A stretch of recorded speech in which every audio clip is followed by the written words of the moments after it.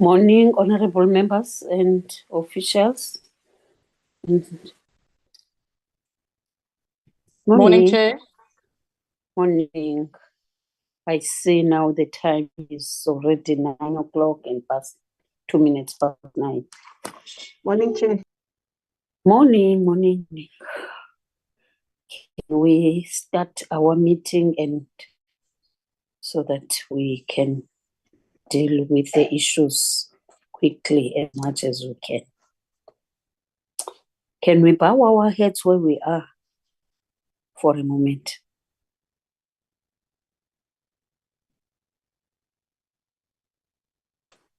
Thank you very much. I wish to welcome everybody in the meeting.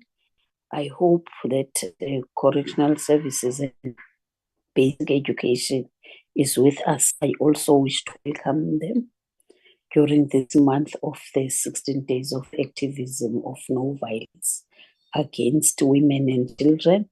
We hope that all women will enjoy this month, and we hope that we'll be able to deal with the scourge of GBV in terms of pain, because we've been saying this quite a long time, and we know that it's not gonna be the month of November only.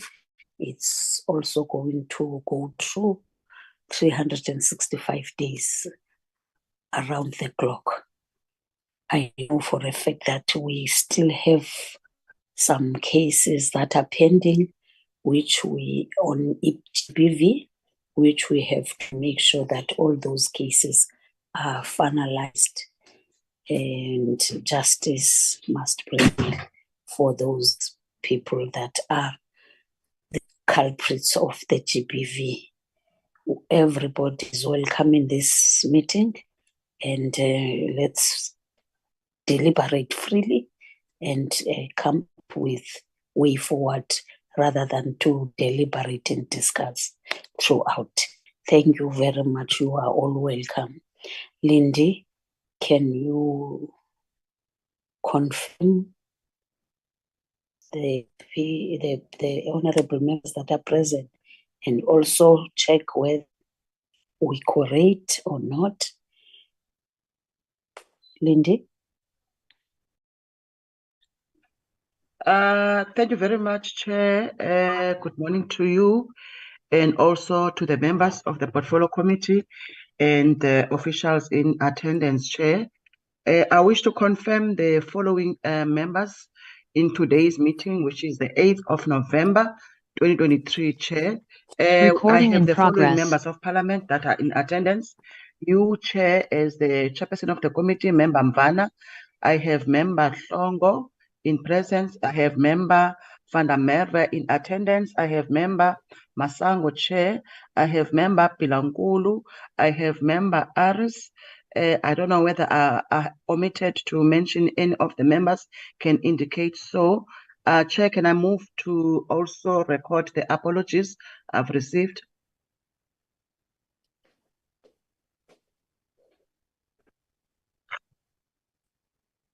Chair? Hello? Can you hear me? Hello, Lindy. Yes. Yes, Chair, Chair, we have 6 members thus far, and I wish to confirm that we are a quorum is 50 plus 1, so we can take decision in this meeting, Chair. Proceeding to the attendance in today's meeting, apologies, Chair. Member Stock indicated that he will join the meeting around 9:30. He's busy in another meeting, Chair.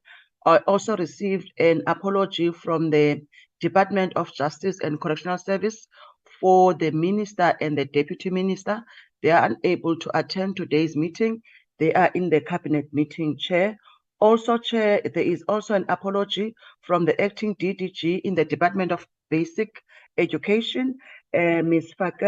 Faker, and he won't be able to attend today's meeting due to prior commitments, but he will be represented by Ms. Mande and Ms. Manje on his behalf, Chair.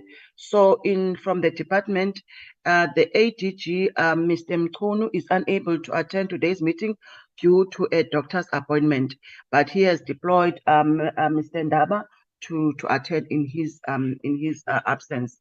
Thank you very much, Chair. Member Peterson just joined as I'm speaking. She's also present in this meeting, Chair. Thank you. Thank you very much, Lindy. I wish to welcome everybody in the meeting, as I have already said, and I hope that we are also accepting the apologies because they have gone through the office, but nevertheless, I don't know who has been sent for the Department of Education, Lindy.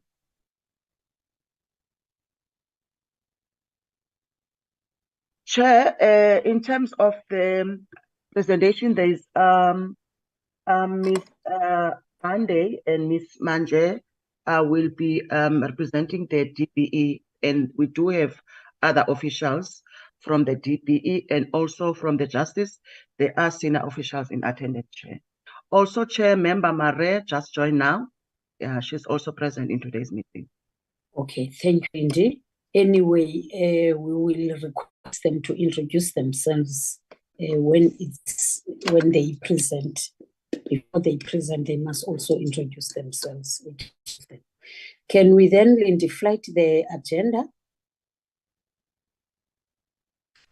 Morning, Chairperson. I just want to apologize. I was struggling to get in, but I am here. Thank you. Thank you. You are welcome, Honorable Polnit.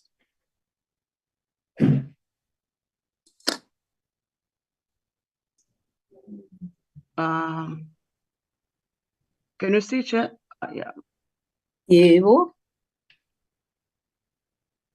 Thank you very much, Lindy. Can you go through that? Chair, can I go to the agenda? Yes. Chair, we have done with the introduction of MPs and support staff. All your 5 officials, Chair, are here to support you. The department officials will introduce themselves before they present. Chair, after that, I've recorded the apologies, Chair, and we are at a stage where we're supposed to adopt the agenda. Just to indicate, Chair, the agenda is slightly different from what I forwarded to members last night. The Department of Justice and Correctional Services have 2 presentations. One is from the Justice component, and another one, which I've forwarded to you this morning, is from Correctional Services. But I've tried to allocate within the set time so that we adjourn as original time that was proposed, Chair. So this is the agenda. The first one to present, Chair, is the basic education, followed by Justice, and lastly by Correctional Service, and then we deliberate and we adjourn at 12:30. Thank you very much, Chair. Thank you very much, Lindy. There is the agenda. Can I get a move of the agenda and also the... Chairperson? Yes, Honorable Lizette. I want to move for the adoption, but before I go there, I just wanted to point out to you that 2 of the presentations, we only got one this morning and the other one late last night. I know there's nothing we can do about it now, but I just wanted to record my dismay with that. And therefore, then by that input, I want to move for the adoption of the agenda. Thank you very much, Honorable Vandameve. Then I see the hand of Honorable Bilankulu. Thank you and good morning, Chair. I would like to second the move by Honorable Zelf and Merve. I thank you, Chair. Thank you very much, honorable members. The agenda has been adopted and also seconded by Honorable Bilankulu. Yeah, because I was also confused, even myself, in terms of, its briefing by the Department of Justice and Correctional. But Lindy has corrected that. So we move and adopt it according to the, as amended by Lindy Way. in terms of we are going to get justice separately and also correctional services. They will talk amongst themselves who's going to start from it. Thank you ever so much. Let's proceed. Can we then go straight to the basic education? We have already welcomed them. They can just flight the video, introduce themselves, and they can switch off the video. Through you, Chair, I wish to apologize, Chair, for interjecting. I just want to also indicate that the Deputy Minister from Basic Education is with us, Dr. Maule. Chair, yeah, I just wanted to let you know about that. And also, Chair, I would like to get a sense from the Department of Basic Education as to who must I make a co-host to flight the presentation. Can they also indicate that, Chair? Thank you. Okay, let's welcome you, DM. Yeah, thank you, Chair. And we are happy to. Thank you so much, Chairperson. I'm still eating. Oh, sorry, Chair. Somebody's taking my food. Yeah, I'm still eating. I can see that they're taking your food away. Thank you, DM. My Thanks. apologies, We are Chair. happy that you have joined. Yeah, these Yeah, cameras are naughty. Yes. Good morning to you, Chair, and good morning to the members of the Portfolio Committee and all our officials. And we thank you for inviting us to this meeting as Basic Education. Our minister could have come, but she's outside the country attending a UNESCO conference. We are, and also the DG is outside the country, but we have the acting DG. He has all full powers of the department in the absence of the DG. Acting DG, Whittle, Dr. Whittle, is in the meeting, is the one with the team. So I will, with your permission, hand over to him and also answer that question, who's going to share the screen. I think they have arranged that. Chair, I have a select committee. I may not stay for the duration of the meeting, but I am here right now. Even when the presentation is being done, I'll still be in the meeting. Thank you so much, Chair. Okay, thank you, DM.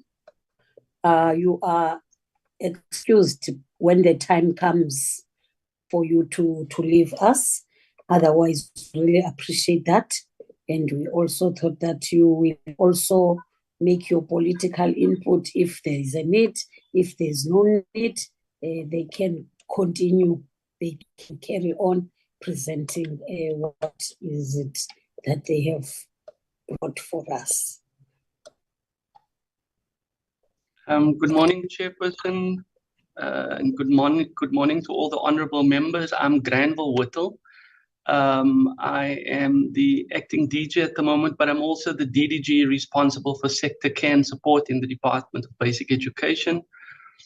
Chair, just to introduce the team this morning, as the DM has indicated, I'm joined by the Director for Psychosocial Support, Ms. Sibongile Monareng, and she will also lead in terms of the presentation. And then we've got the departmental spokesperson, Mr. Elijah Mhlanga, with us. We're also joined by Ms. Lala Maje, who is from our teachers branch, and then by staff from the Deputy Minister's office, as well as the staff from the DG's office in Parliament. So without any delay, can I then invite Ms. Monareng to take us through the presentation? Over to you, Sibo. Thank you, Doc.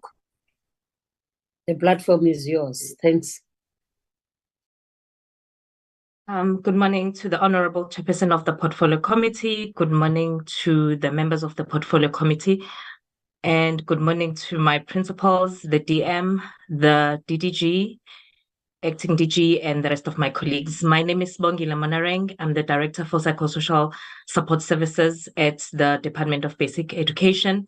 I'm going to be taking the members through a activities and interventions that we are putting together towards the absorption of social services professionals in the sector.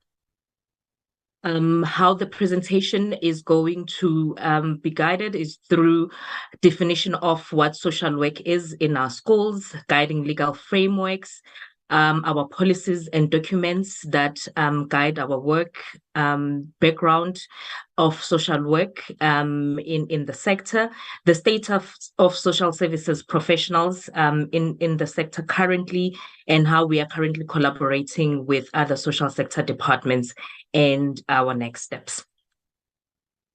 How we define social work in schools is the application of social work principles, which is theories, knowledge, methods, and skills within the education system to render holistic social work services in order to support learners, parents, educators, and the school as community, with the main goal of establishing an environment where the learner can reach his or her full potential by addressing social, emotional, socioeconomic, and behavioral barriers to learning. And that was defined by Vigotini in 2018. As the department, we recognize schools as centers of support where we use our schools to promote learner access to a range of public services in areas such as health, poverty alleviation, psychosocial support, sports, and culture. Now, what are we guided by when it comes to the legal frameworks? It's our Constitution of the Republic of South Africa, our Child Justice Act, the Child Act as amended, the Criminal Law, Sexual Offences and Related Matters Amended Act, number 32 of 2007 as amended, Domestic Violence Act, as amended Act of 65 in 1996, our National Education Policy Act, the Prevention and Combating of Trafficking in Persons Act, Protection of Personal Information Act, as well as the South African Council of Educators Act. In terms of policies and guiding documents, we as the psychosocial support program are guided by what we call the Care and Support for Teaching and Learning Framework, which has designated psychosocial support as one of the critical pillars for the provision of care and support to educators and learners in our schools. We also have the Policy on Prevention and Management of Learner Pregnancy in Schools. Our work is also centered on the Education Paper 6.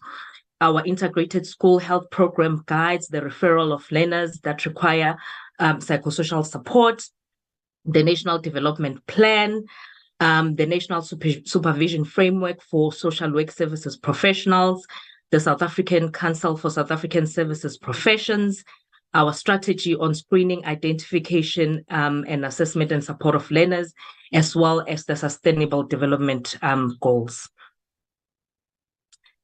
Now, where are we in terms of social work in schools? As previously stated, as the DPE, we acknowledge that social service professionals, including social workers, are an integral part of the provision of social services to our learners. As such, in March 2018, the National Committee for School Social Work Education and Practice was commissioned to develop guidelines for school social work.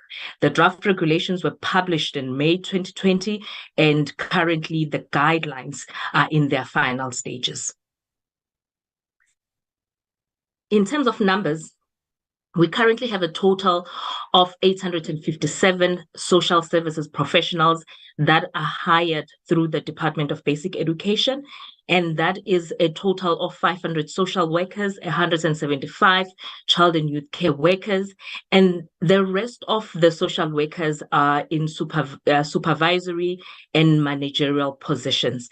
Now, if you look at the first column where we have 553 social workers in 553 social services professionals allocated to district offices, we have a system of district-based support teams. So our social workers that are in district offices form part of these teams, and they provide outreach support to the school-based support teams. In some instances, they also see learners. In addition to the social services professionals that are directly hired by the department, we also have a number of schools that are supported through roving social worker services that are funded by through our partnerships with PEPFAR and Global Fund. And this is a total of 1,154 schools throughout the country. We also have what we call learner support agents. These matriculants in some instances they have degrees, but they get paid a stipend. They also are allocated to a school. In some instances, it would be one school. In some instances, it will be more than one school. We have a total of 3,886 of this cadre, of which 75% is funded through the HIV and AIDS conditional grant that is allocated to the department, whilst the rest receive a stipend from the Global Fund as well as PEPFAR partners. We also, in addition, have 178 child and youth care workers that are also funded through various sorts of funding. In terms of provincial allocations, you would see that in the Eastern Cape, we have a total of 92 social support services professionals. In Free State, 111. In Gauteng, 167. In KwaZulu-Natal, we have a total of 72. In Limpopo Province, we have 97. In Mpumalanga, 124. Whilst in the national office, we have 4. In the Northwest Province, we have 69. In Northern Cape, we have 21. And in the Western Cape, we have 100, which brings the total of social services professionals, combining social workers, social auxiliary workers, child and youth care workers in schools, as well as in the different offices, to 857. How have we collaborated with other departments? As we said, as the department, we implement what is called the Integrated School Health Program. This is a system through which we collaborate with the Department of Social Development as well as the Department of Health to refer learners that require help as well as social services. These referrals take place at the local level. There are committees for integrated school health programs from the national level right up to the local level. And the relationship between the three departments is going really well. We have also, for quite some time now, been participating in the development of the draft strategy for the employment of social services professionals, which is led by the Department of Social Development. The intention of the strategy is to have a comprehensive response to the social ills that is afflicting our society, as well as to respond to the employment of the unemployed social services professionals that we currently have in the country.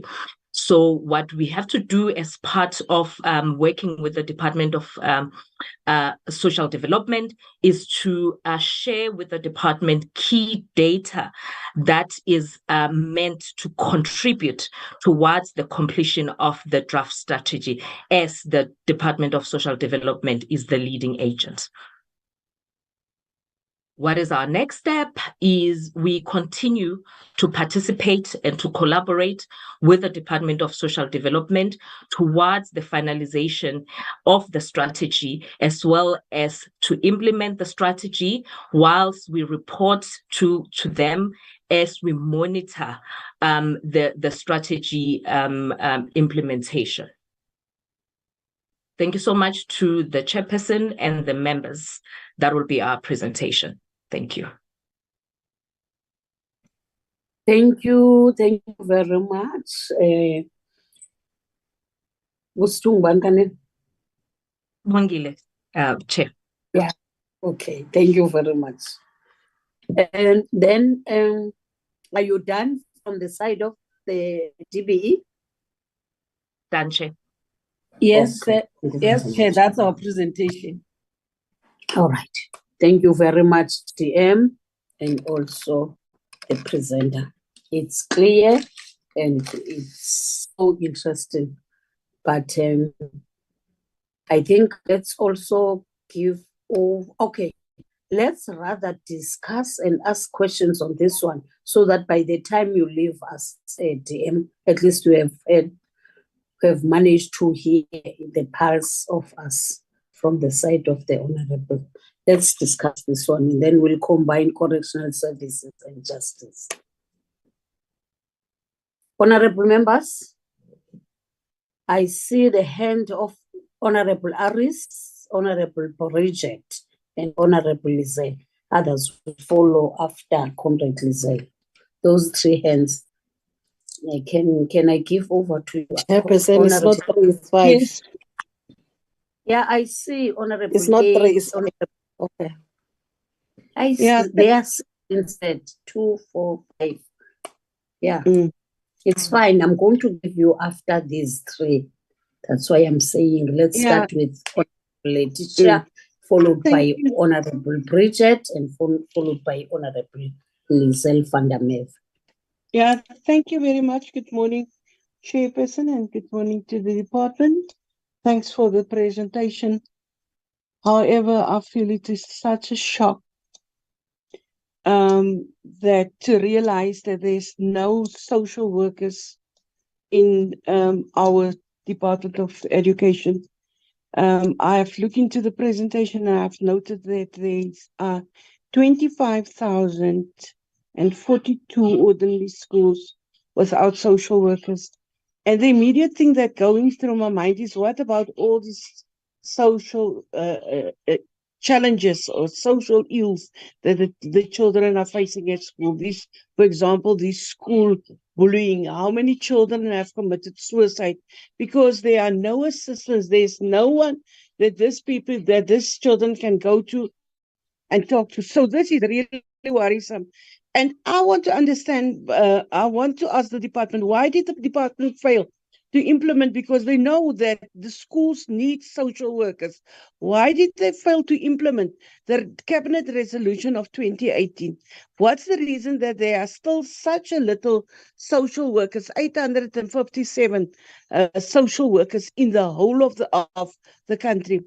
Then I would also like to find out, and in terms of the schools, how many schools do we have in the country if we only have such a little social workers that assist our children? Really, Chairperson, this is actually a shocking revelation I want to say to you that the department is making, because it shows to me that the department not really cared about, the social well-being of our children. Thank you.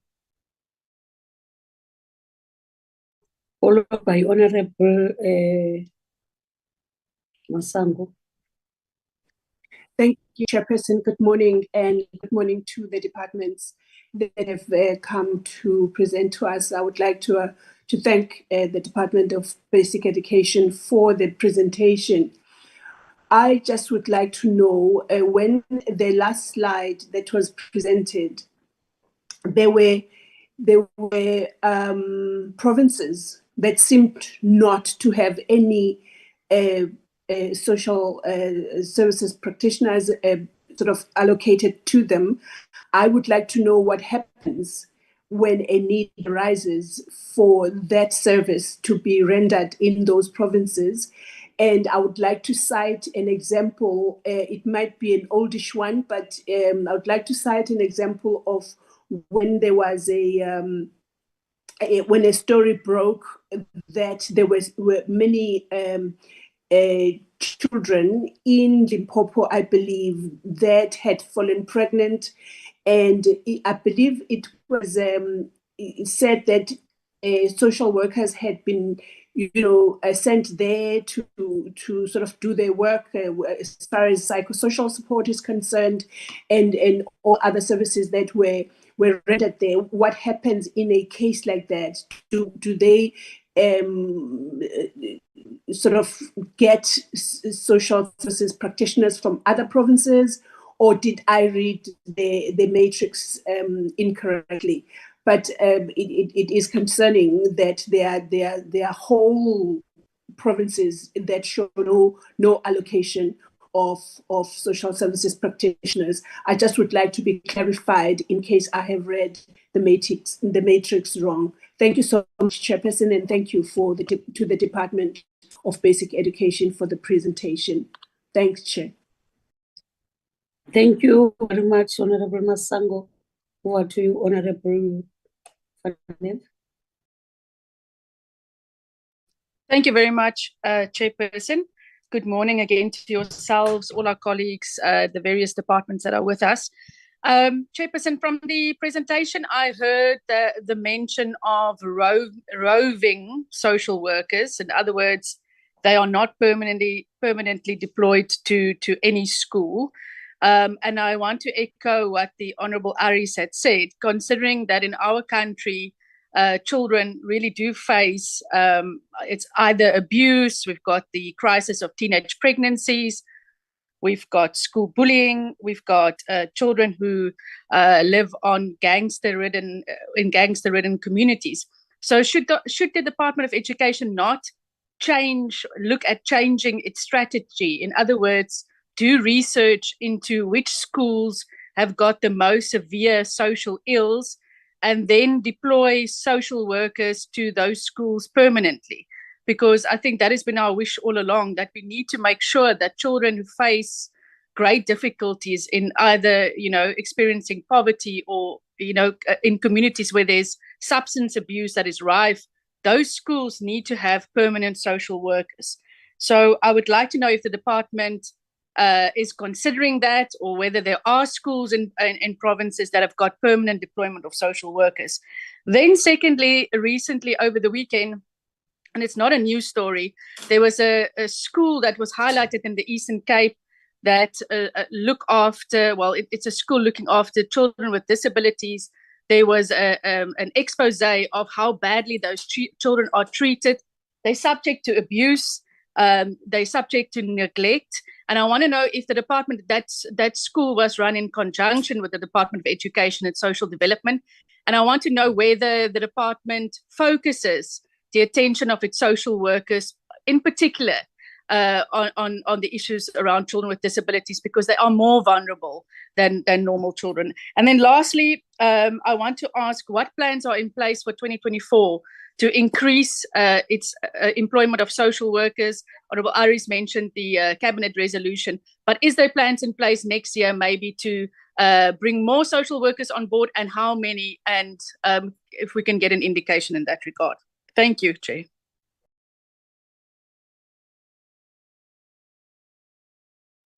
Thank you, Honorable Fanameve. Over to you, Honorable Bilangulu, followed by Honorable Songo and Honorable Polnit.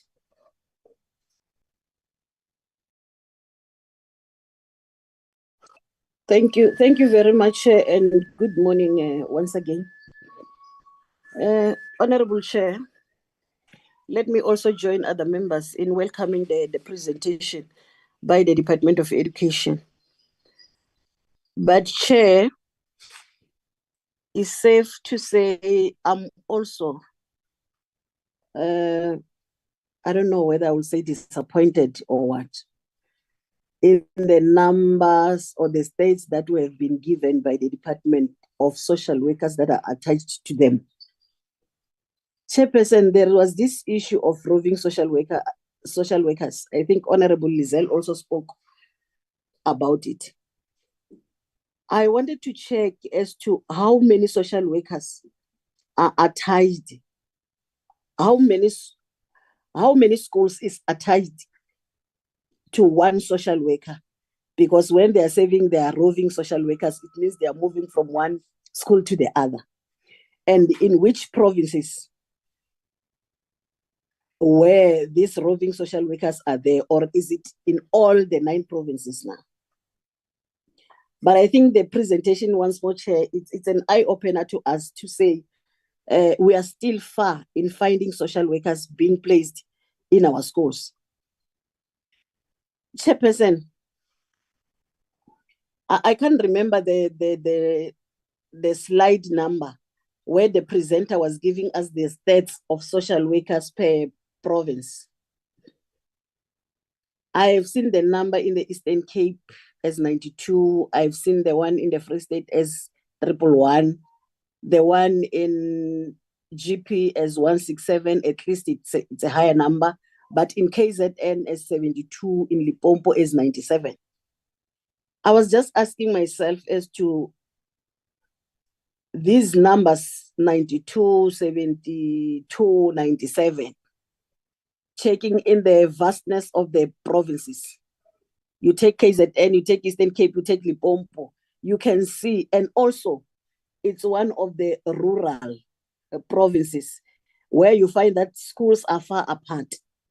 And this number, the 97, I don't know whether it even make half of the schools in those provinces. And how is the social workers attached to these schools, and how do they operate in those schools? Bearing in mind that Chairperson, Eastern Cape, KZN, Limpopo, it's one of the provinces where you find more cases of GBV. So this thing, it's like we still far. And what is the plan going forward for the department in making sure that they will end up having social workers in all the schools, since we are experiencing challenges every day in our schools that need social workers to be there always. Checking on social media nowadays, you'll see Gauteng, each and every day there are several cases that are being reported, and you can see it needs social workers that are there, because if we're having roving social workers, maybe it may take them some time to come to that particular school in order to attend the situation. And we're not saying this that it maybe is the department only that needs to have social workers. We know that also social development has got their social workers, but there is a need for now, because of the situation where we are in, to make sure that social workers are there also in the schools. Thank you very much, Chair. Thank you, Honorable Bilangulu. Honorable Shaw.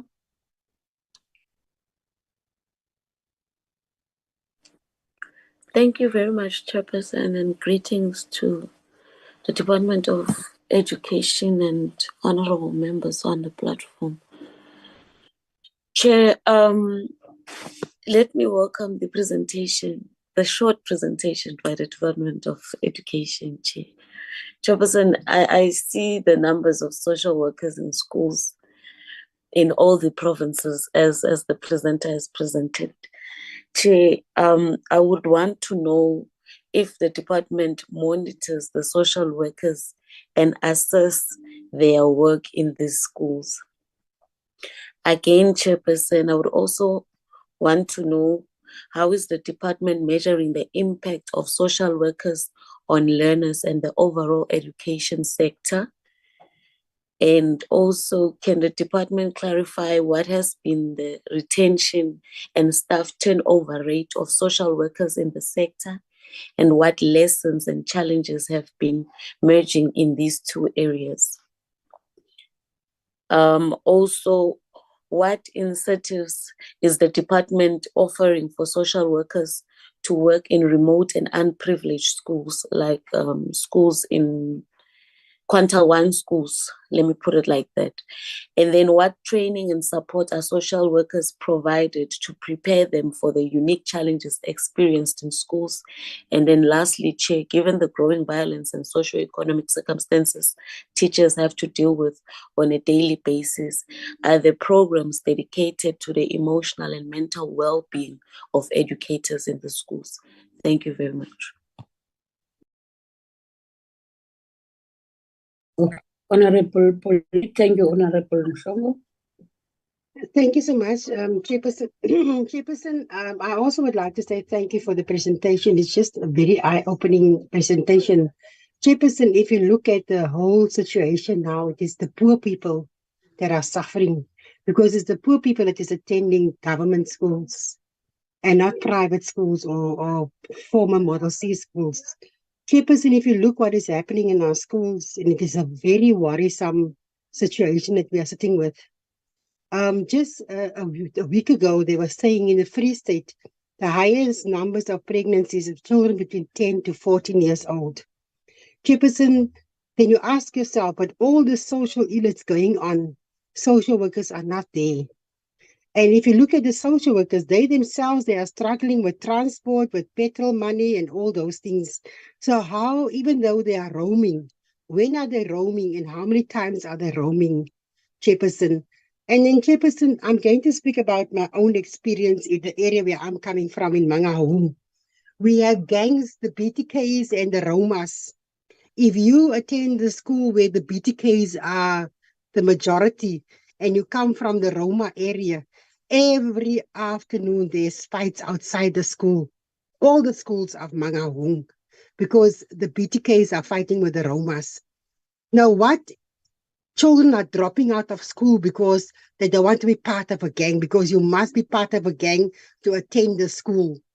And this is a worrisome thing, because how do you go to school every morning knowing that this afternoon I'm going to be in a fight because they're going to wait for me at school? Every afternoon, you see how the children are running to get there, to go to their houses. Che, if you look at the suicides, if you look at bullying, if you look at teenage pregnancies, if you look at rape in schools, teachers that is raping children and they are still in schools today. What are we saying to our children? We are having a sick society where our children is not physically and mentally and spiritually ready for the grown-up world, because children going from grade 1 to grade 7, when they go to high school, they can't read and write properly. Why? Because of all the problems that we are having in schools. And then the department comes and say, these are the children, these are the amount of social workers that we are having. They don't say how long the social workers has been there, how many new social workers they got, and all those things. Chairperson, this is so alarming. It's basically alarming, because our poor children are suffering because we don't have social workers in school. If you say there's one social worker for 3 or 4 schools, you can understand that. But having such a few social workers for so many schools, it's disturbing, Chairperson. I'm so sorry, but this thing is really alarming.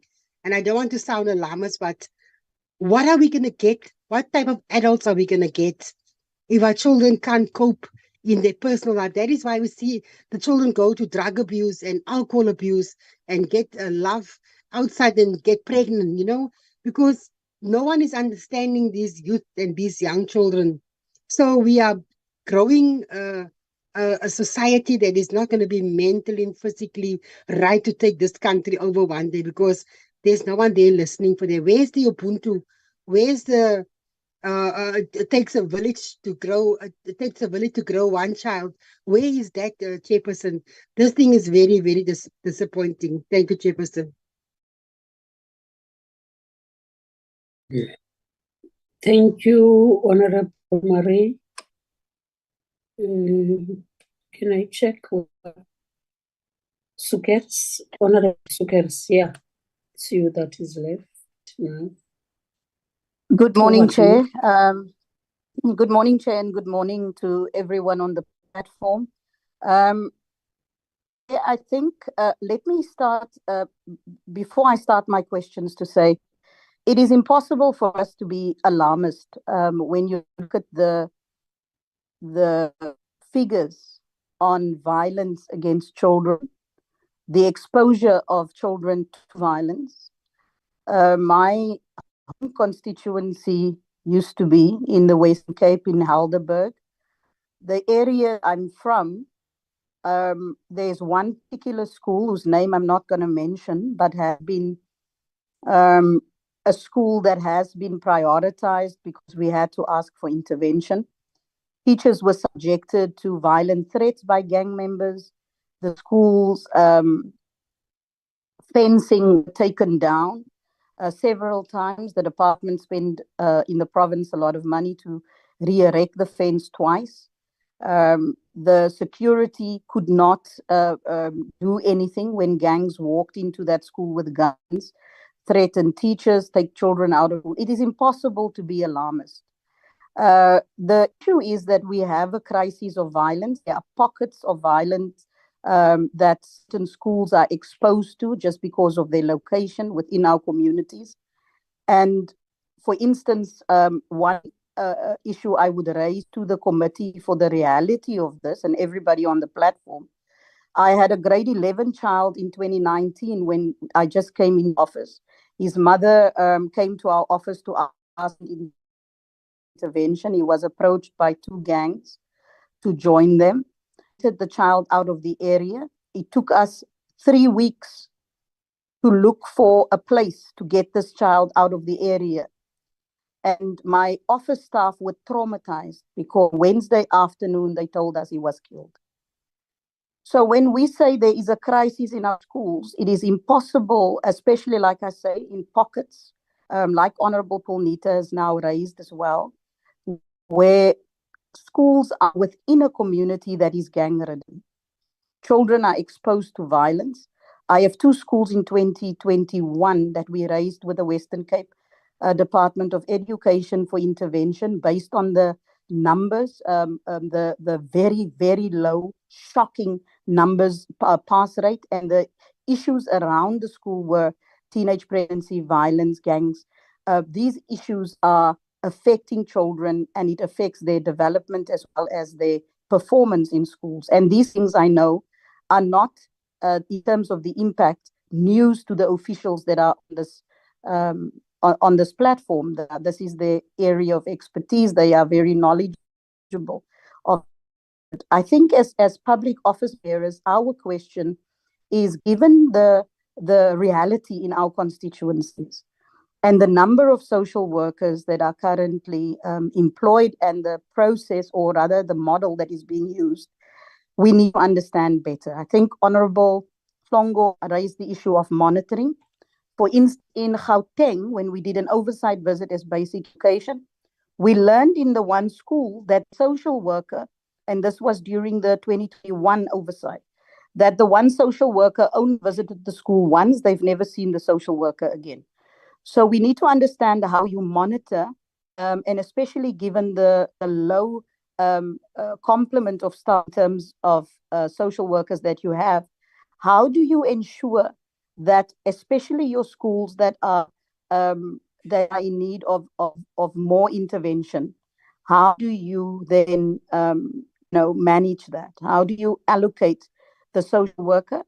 Also, in terms of your program of intervention, you've got a very low capacity of social workers. Please give the committee an understanding as to how, as a manager, the line manager that report to, how and overall nationally, how do you do this? How do you monitor? How do you manage? How do you allocate? And what type of programs? For instance, the bullying program that was shown to that was presented at the round table. How does these social workers work within the framework of your programs? And this is the framework of programs such as your HIV/AIDS treatment program and awareness in schools, because there are a number of areas. And how do you augment your social workers that are in your schools with what is available in health, for instance? How does these professionals work together, especially where you have crisis areas, if you can paint us a picture of that? Then the issue of learner pregnancy. You currently have a policy on learner pregnancy, and the policy on learner pregnancy indicates that schools refer learners for contraceptive technologies to your stakeholders and your strategic partners for abortion where necessary. Now, how does that process work? If I'm a pregnant learner and the school is referring me from A to Z, explain to us how you do that. Because in your policy, you have 12-year-old children that are able to give consent to abortion without their parents knowing.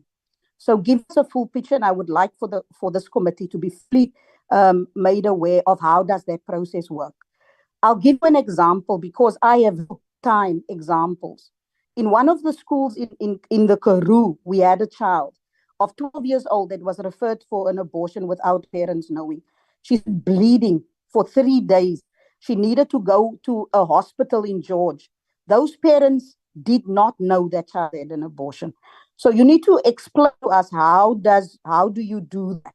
How do you do the referral? How does teachers do the referral? How does your policy, given the fact, again, that you have low level of social workers, when does a social worker come in, and do they even come in when a learner is referred?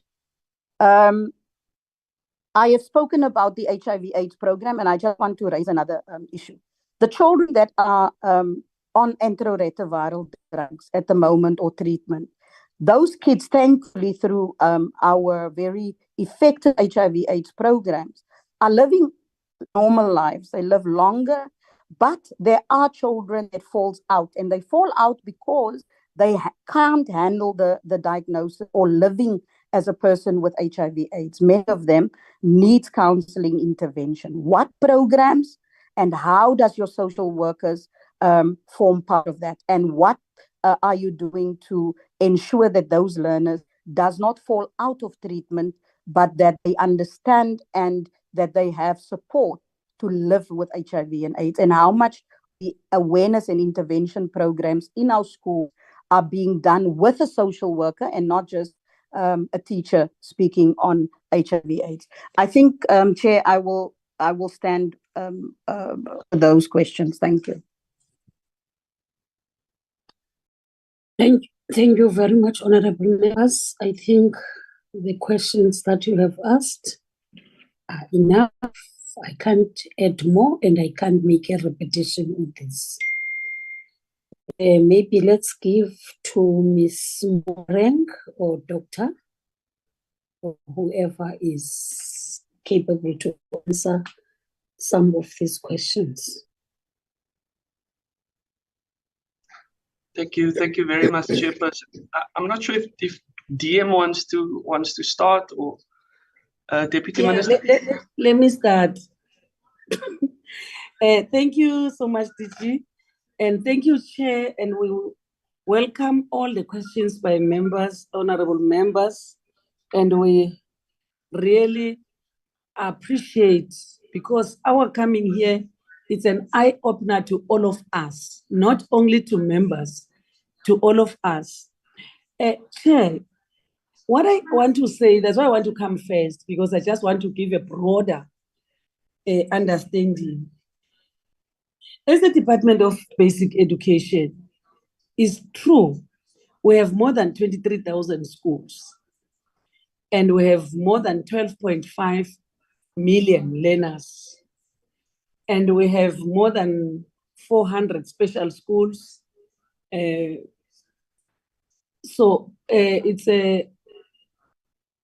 we need to, we need, and we made sure that in most of our special schools, there are social workers that are full-time, appointed by the department and some schools.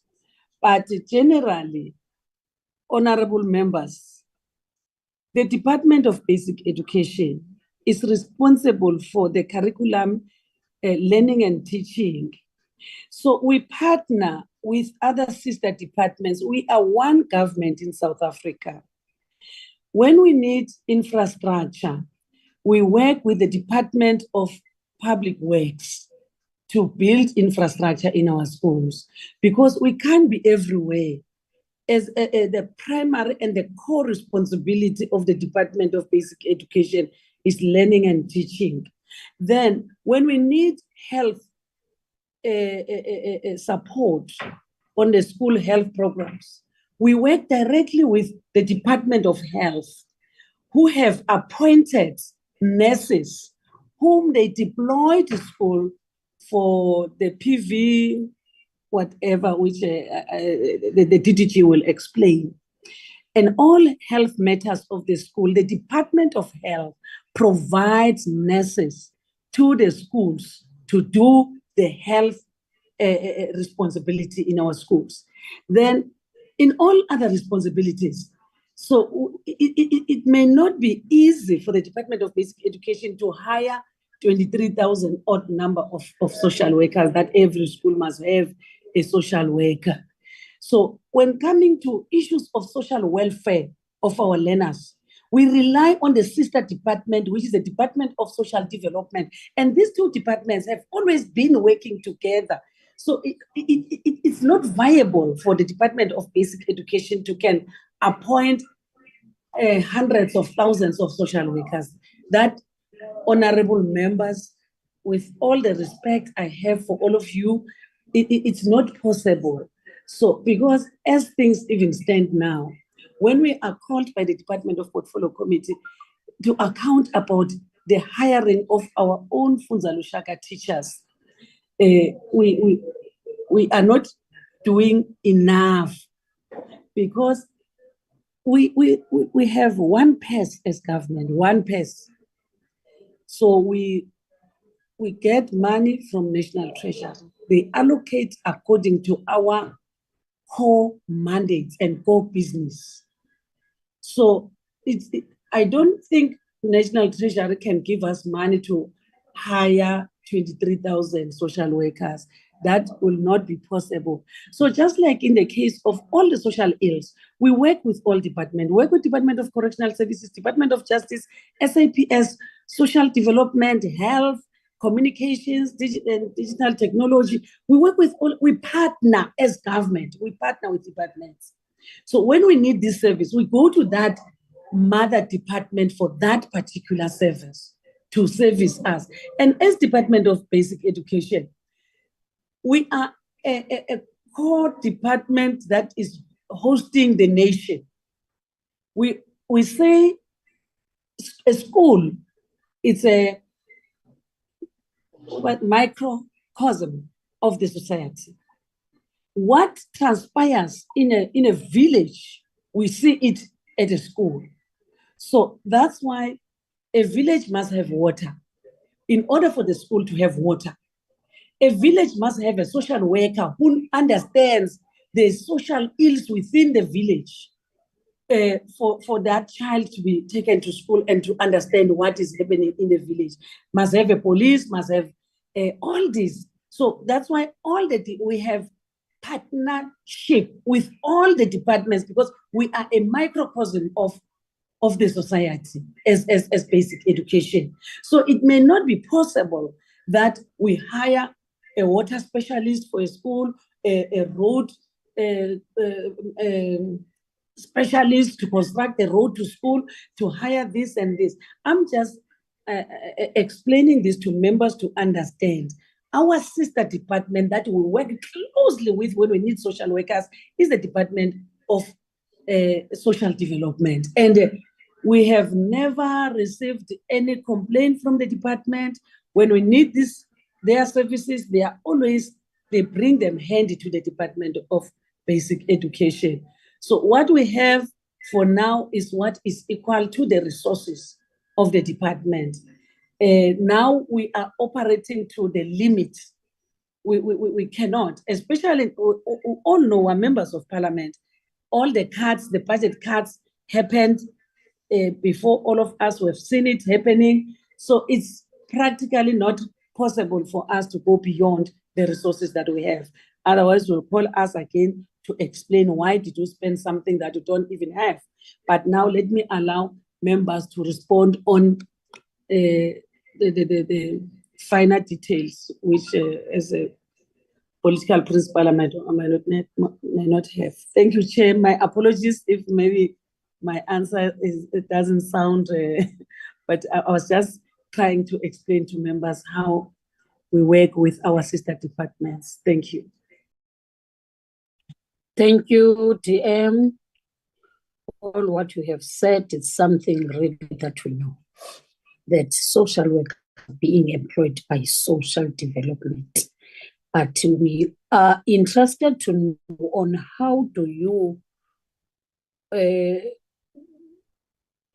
will say, on how do you, because what we were looking, it's the numbers.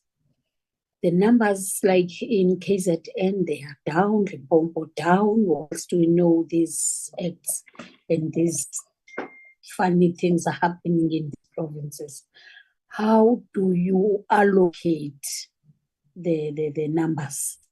Do you request from social development to give you so many, or is social worker or social development uses their discretion in terms of allocating the social works. That's the critical. Maybe DDG, as you have said, will also elaborate on that. Thanks, DM. Otherwise, you are clear, and we appreciate that you have explained that. No, thank you very much, Chairperson. You have to apologize. I got kicked out for quite a few minutes whilst the Deputy Minister was talking, so I'm not quite sure how much she covered. But just to link to what DM said, it's obviously a position that we would love to be in, is to have a social worker for every school. But in the current circumstances, that's very difficult. I mean, the Treasury has just, for example, cut all our budget. We had to put up quite a fight to protect school nutrition, for example. Just to give you an indication of some of the difficulties that we are faced with. So, Chair, what I'll try and do within that broader context is to respond to some of the specific questions that the members have asked. And I'll try and do so very briefly. And if there's anything that Ms. Monareng would want to add, then I'll invite her at the end to do so as well. So the response from Honorable Aris, I think the Deputy Minister has covered. Honorable Masangu, what do we do if there is a particular need in a school? We refer to either the Department of Health or the Department of Social Development. And we've built strong referral networks in some of our provinces that we are able to refer when there is a need. Many of our provinces also have response teams that they can activate in particular instances. And we would then link those cases to the Department of Social Development. Honorable van der Merwe is asking about roving social workers. And just to agree with Honorable van der Merwe that one of the things that we try and do is to identify schools that are most in need. And working with a wide range of partners is then to make social workers or social work professionals available to those schools. As we've explained in the presentation, for example, we have a program working with the Global Fund and with PEPFAR where we do employ social workers. At the moment, and I think it's another honorable member who was asked about the number of schools per social worker, we try and attach one social worker to 20 schools at the moment. It's clearly not ideal, but at least we do provide some of the services to children most in need. So that is the approach, Honorable van der Merwe. The school in the Eastern Cape, I think as Deputy Minister was explaining, the current system does prioritize children with disabilities. And so many of the social workers that are employed in our system are actually attached to special schools. We've got just over 400 special schools in the country, and most of these social workers are in fact attached to those schools and then to support children with disabilities. Honorable Bilankulu, I think I've covered how these roving social workers are attached to schools. These are mostly social workers that are not directly employed by us, but are funded through some of our partners. In the Western Cape, they have a system where they've built what they call itinerant teams. And so they attach social workers to those teams, and they then work across quite a number of schools per district. And if you want, we could follow up with them and provide some of those details to you. Honorable Hlongo is asking about how these are monitored the impact of their work, retention in the system, and incentives for social workers. I'm not sure if Ms. Margie would want to respond to that. And then, Honorable Marais, I think the Deputy Minister has addressed your concerns. Honorable Soekers has asked about how the policy on teen pregnancy works. And I'm sure we'll have sometime next week, Honorable Soekers, to explore this further. But the policy does, its main aim is to provide support to children who fall pregnant. Obviously, the key pillar of the policy is to prevent pregnancy, but in cases where children are pregnant, is then to provide options to them. I'm not, available, aware of the specifics of the matter that you raised, but certainly it's something that if you provide it, we can follow up on. In terms of children on antiretroviral treatment, look, it's a big concern. And what we haven't done sufficiently, I think, through the AIDS response in our country is to prioritize psychosocial support and mental health support. And that's why in the current grant that we're doing with both PEPFAR and with the Global Fund, we have prioritized these issues. We, Chairperson, try and work quite broadly and to use the assets that we have available in the education system, like the Deputy Minister said. So we work very closely with, with our teachers, with our universities, to provide them with the skills that would enable them to deal with a vast majority of children when they do have specific needs. We work with a wide range of partners. We fundraise, quite well as a department, and we provide support to our children at all times. The Deputy Minister leads, for example, a bullying prevention campaign that she does with her colleagues, across various departments, including justice and South African Police Services, where she engages directly with communities and with children to address issues of bullying. Chair, let me pause and maybe invite Ms. Monareng and Ms. Margie if they have any contributions to make. Ms. Monareng first.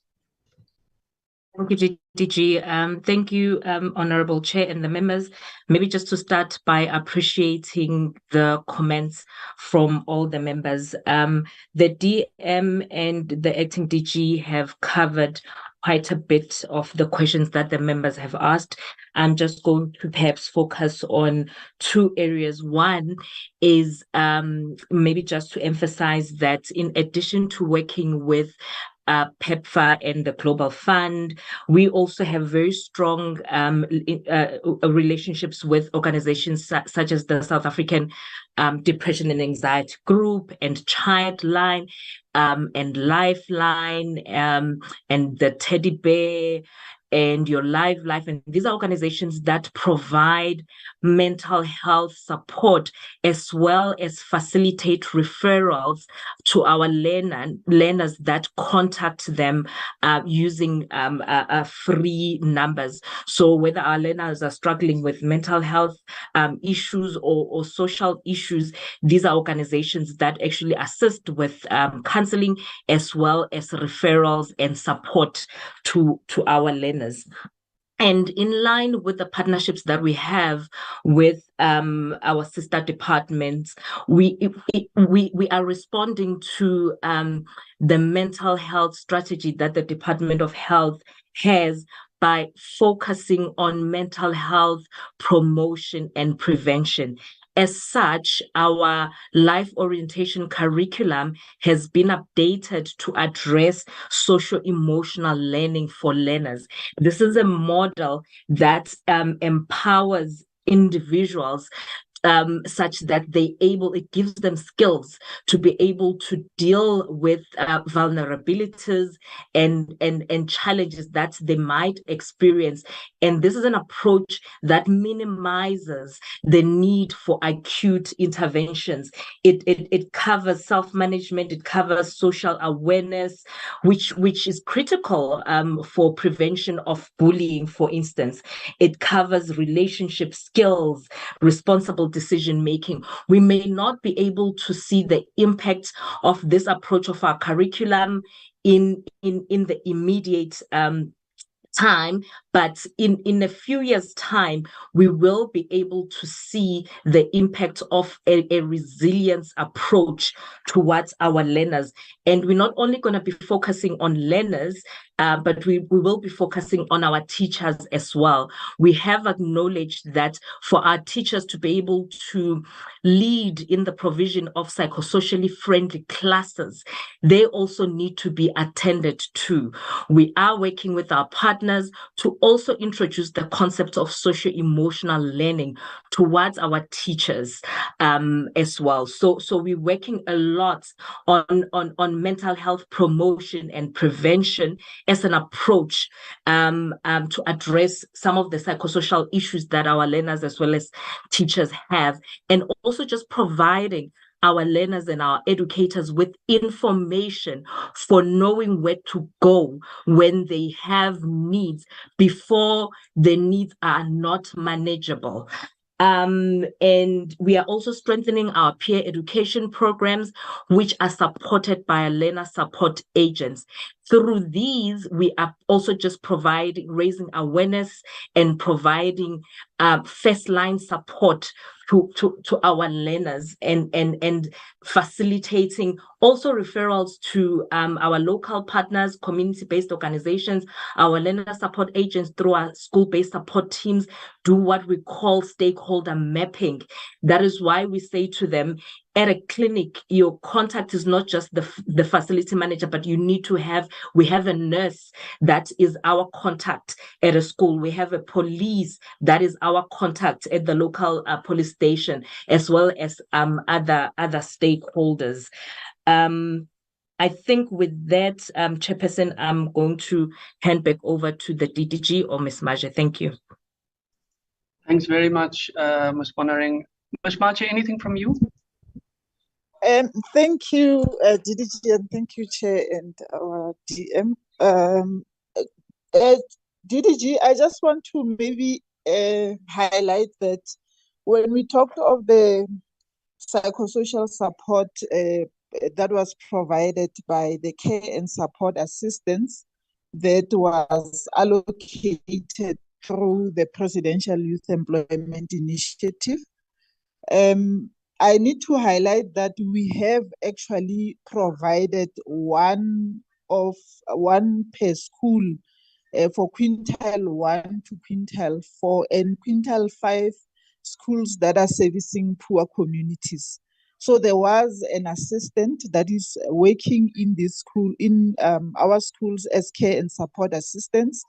And this was since phase 1 of the program in 2020, where in 2020 we were calling them psychosocial, we were calling them care, child and youth care workers. But in phase 3 and 4, we moved to the name care and support assistants.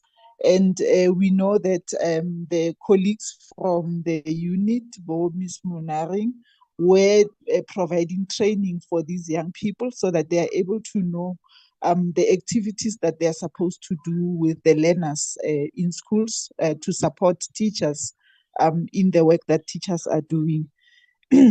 And the training was continuous. It was also available online for the young people. So I think in that way, we were supporting schools to provide for learners in that regard.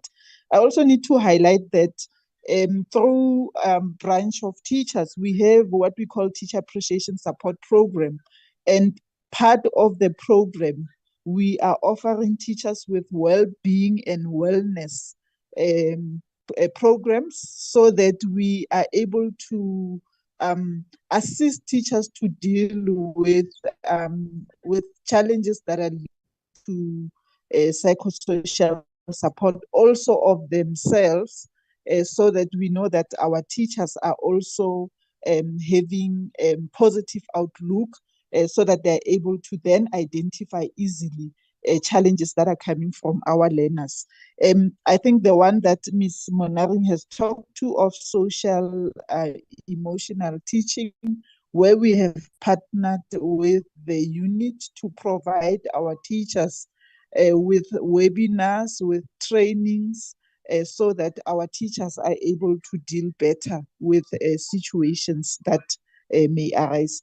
The Teacher Support Appreciation Support Program is a program that goes on from January to December, and it's run by the National Department, but also the provinces. Each province has the same program that they are implementing in each of the provinces. So we have two programs that are running parallel to each other, but they are fully supported by the branch that deals with care and support.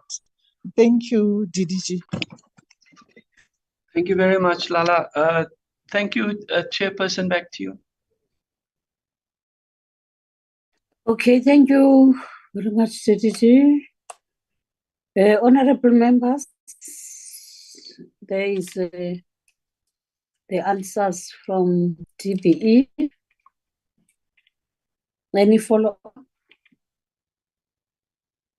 Honorable Sugars, Honorable Rangani, so that we can proceed to another presentation.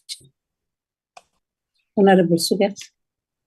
Yes, Chair, I'm not going to be long, Chair. I think one of the things that we need to do, given the seriousness of what our constituencies are going through, and this committee certainly had firsthand this weekend, especially in a different context, but it highlights the burden that's on communities at the moment.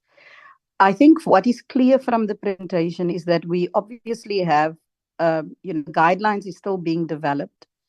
How the guidelines informs the operations on the ground, I'm sure I'm not going to ask that question because I don't want to relay it. But Chair, I want to make a call on the committee that we really do a oversight visit to the areas, for instance, in the Northern Cape then, to see how this works in real time. It's not clear from what has been presented to us.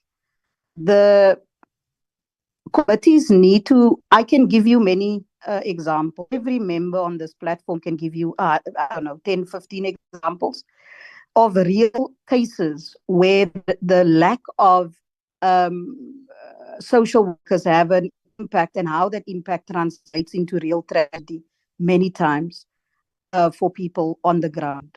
The best way for us to really hold these departments accountable is when we increase oversight, and that oversight to be done in these areas, in our special schools, in every place where basic education has a direct accountable, so that we see how this integrated approach that ministers keep on speaking of in Parliament, and that the President himself in, I think, the previous SONA has also spoken of, how that really translates. You've got, because Chair, it is really frustrating as a public representative to sit here, presentation after presentation. This term is almost done. And the issue of money being lacking is always going to be with us. You're never going to have enough money.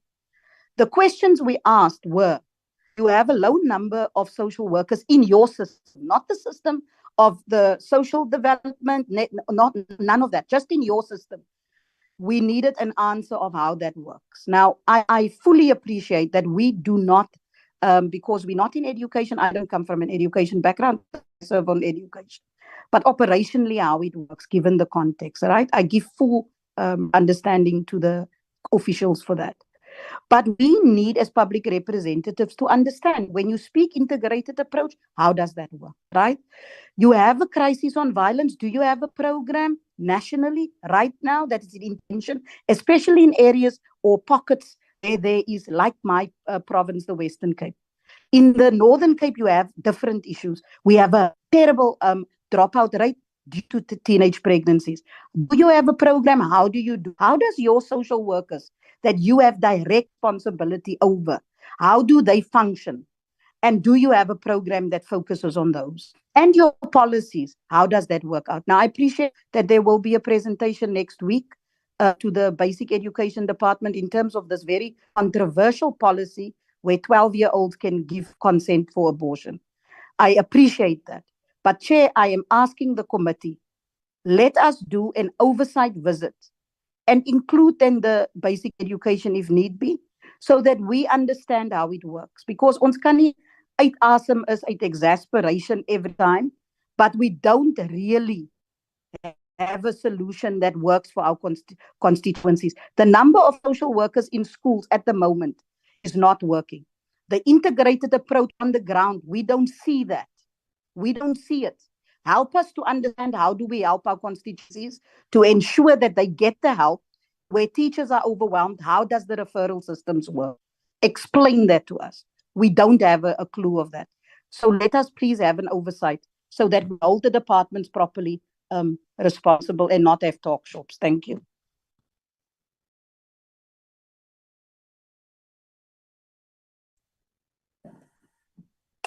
The one of the oversight as portfolio committee will discuss it outside this meeting for now. Otherwise, we've taken note of all what you are saying, Honorable Member. The next member is Honorable Mangani.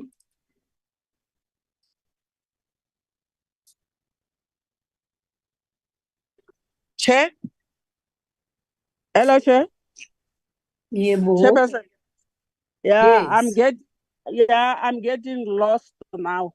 Because my understanding it was that the department, the agreement it was that the department should have their own. As the Department of Social Development, we've got so many tasks that our social worker need to do. It means where the country won't have the social worker that we envisage to have, as if the department is just relying only on our social worker.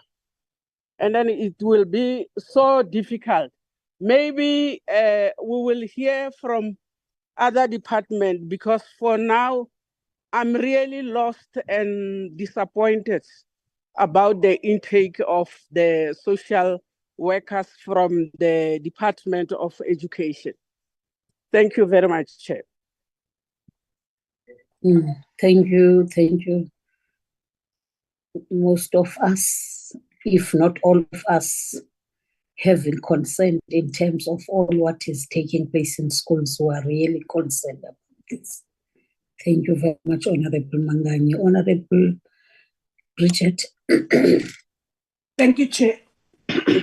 And thank you so much to the department for their responses, which have raised a lot of questions, which one is just asking themselves about the situation and the context in which we actually asked for this presentation this morning.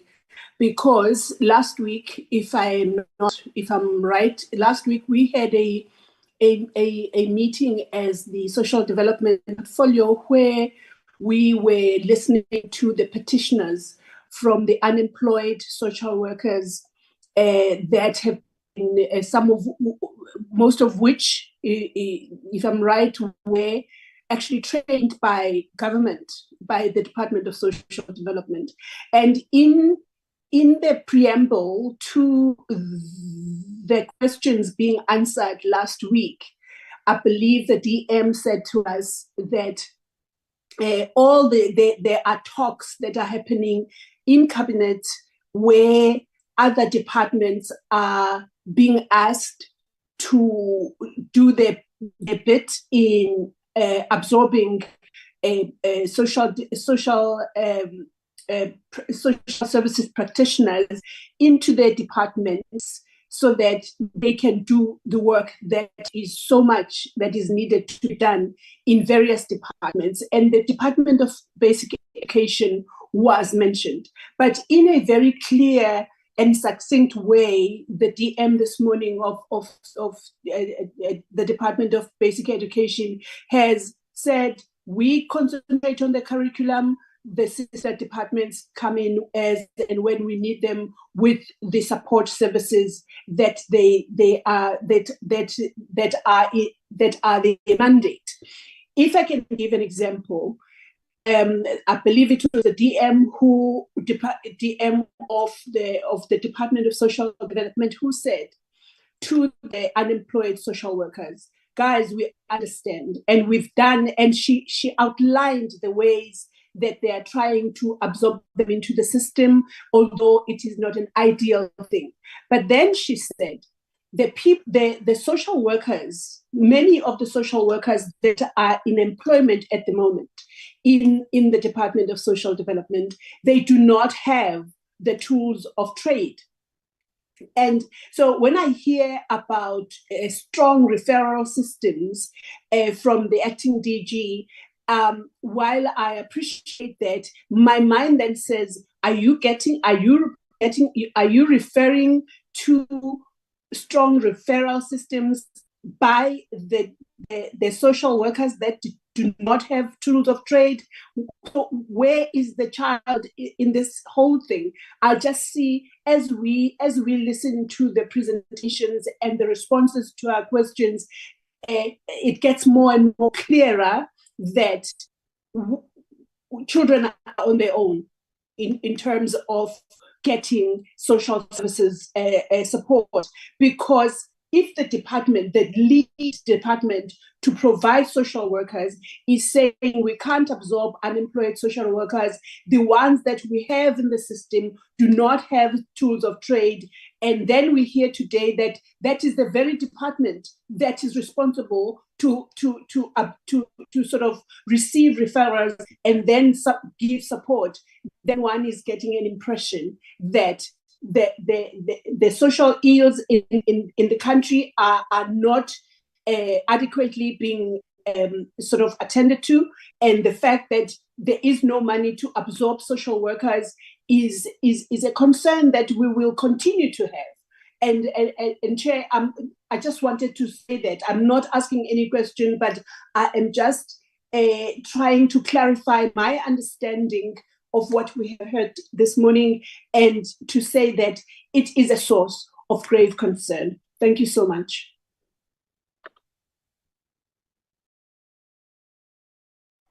Thank you very much, Honorable Masangu.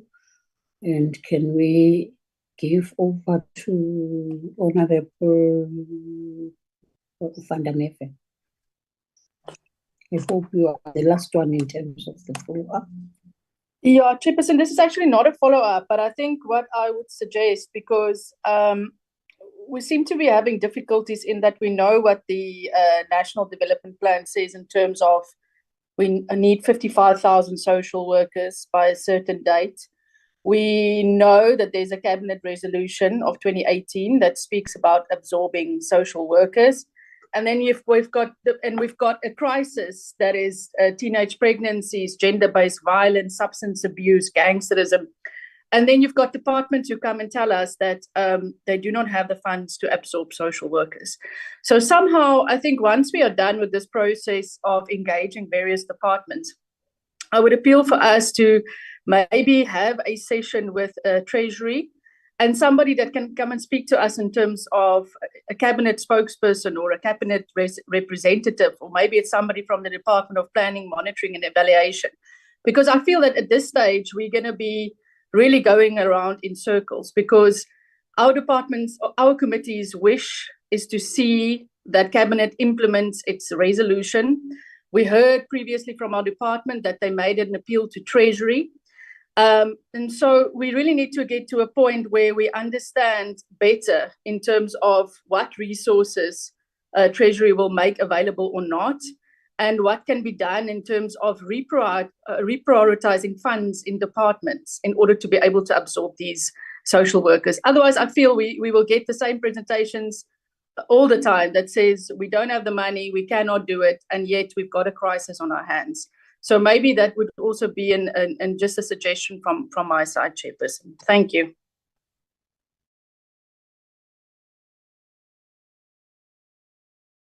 Thank you very much, Honorable Fundamental. Honorable Sukers, is your hand up, or is that the legacy hand, so that you can move from this presentation to another one?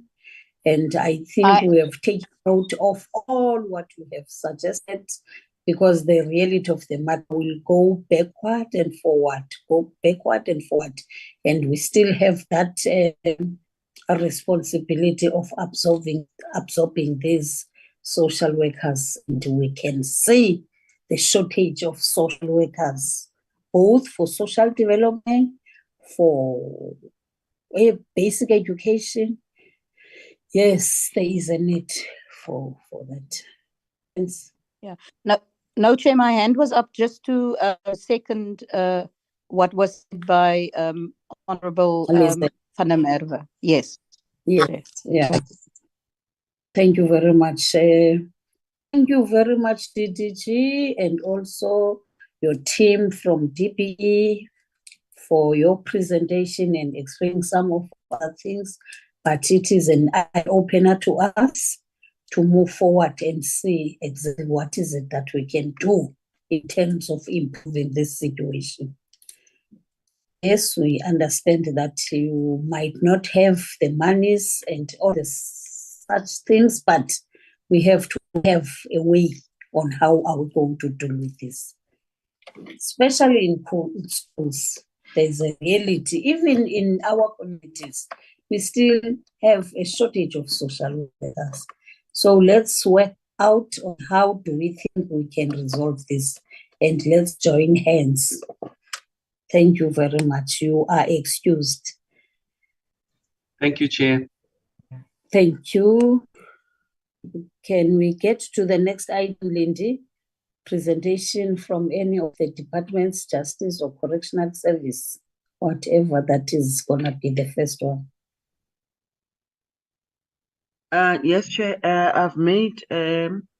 Kambula the co-host. All the three departments. We're gonna start with the Justice Department.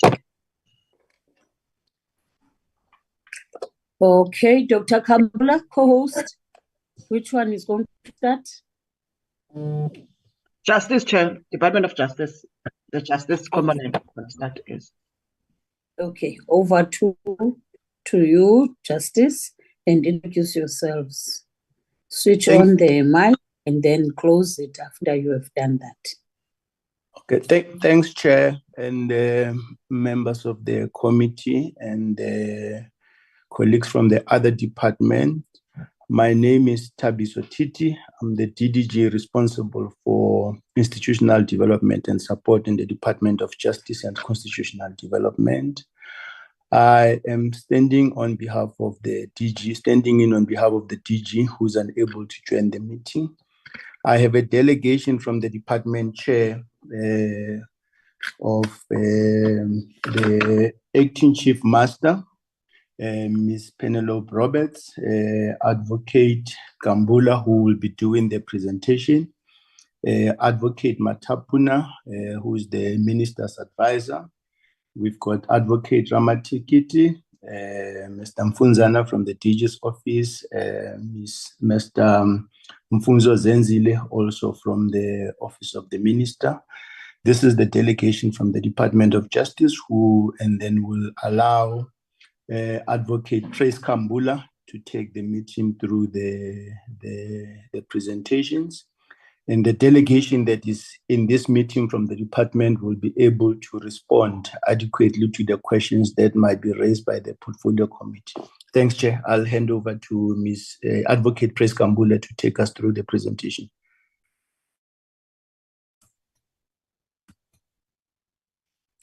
Thank you. Thank you, Chair of the Portfolio Committee and the members of the Portfolio Committee, and also our colleagues who are on the platform. As a department, we are really grateful for having been given this opportunity to come and present, particularly on this issue that is, of course, emanating from a resolution that was taken in 2019.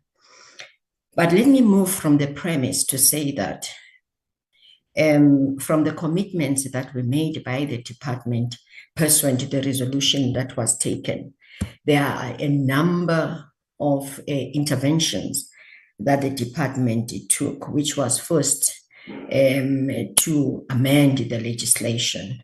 And this is what then I will also be making reference to in our presentation, because we felt that if we have to take this undertaking, it will be very important that we ingrain it in our legislation so that we are able then to get budget from a national treasury. And I would also like to say that what the Department of Social Development is experiencing in terms of the deep budget cuts, the Department of Justice and Constitutional Development is not immune from that. We're experiencing deeper and deeper budget cuts that then make us then to have a serious human capital constraints within our courts and in all other service points that we are having in the department. So the first is to say this.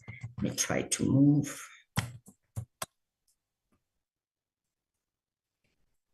So our presentation will be focusing is to brief this committee on the strategies that have been undertaken by the department so as to contribute in the increased employment of the social service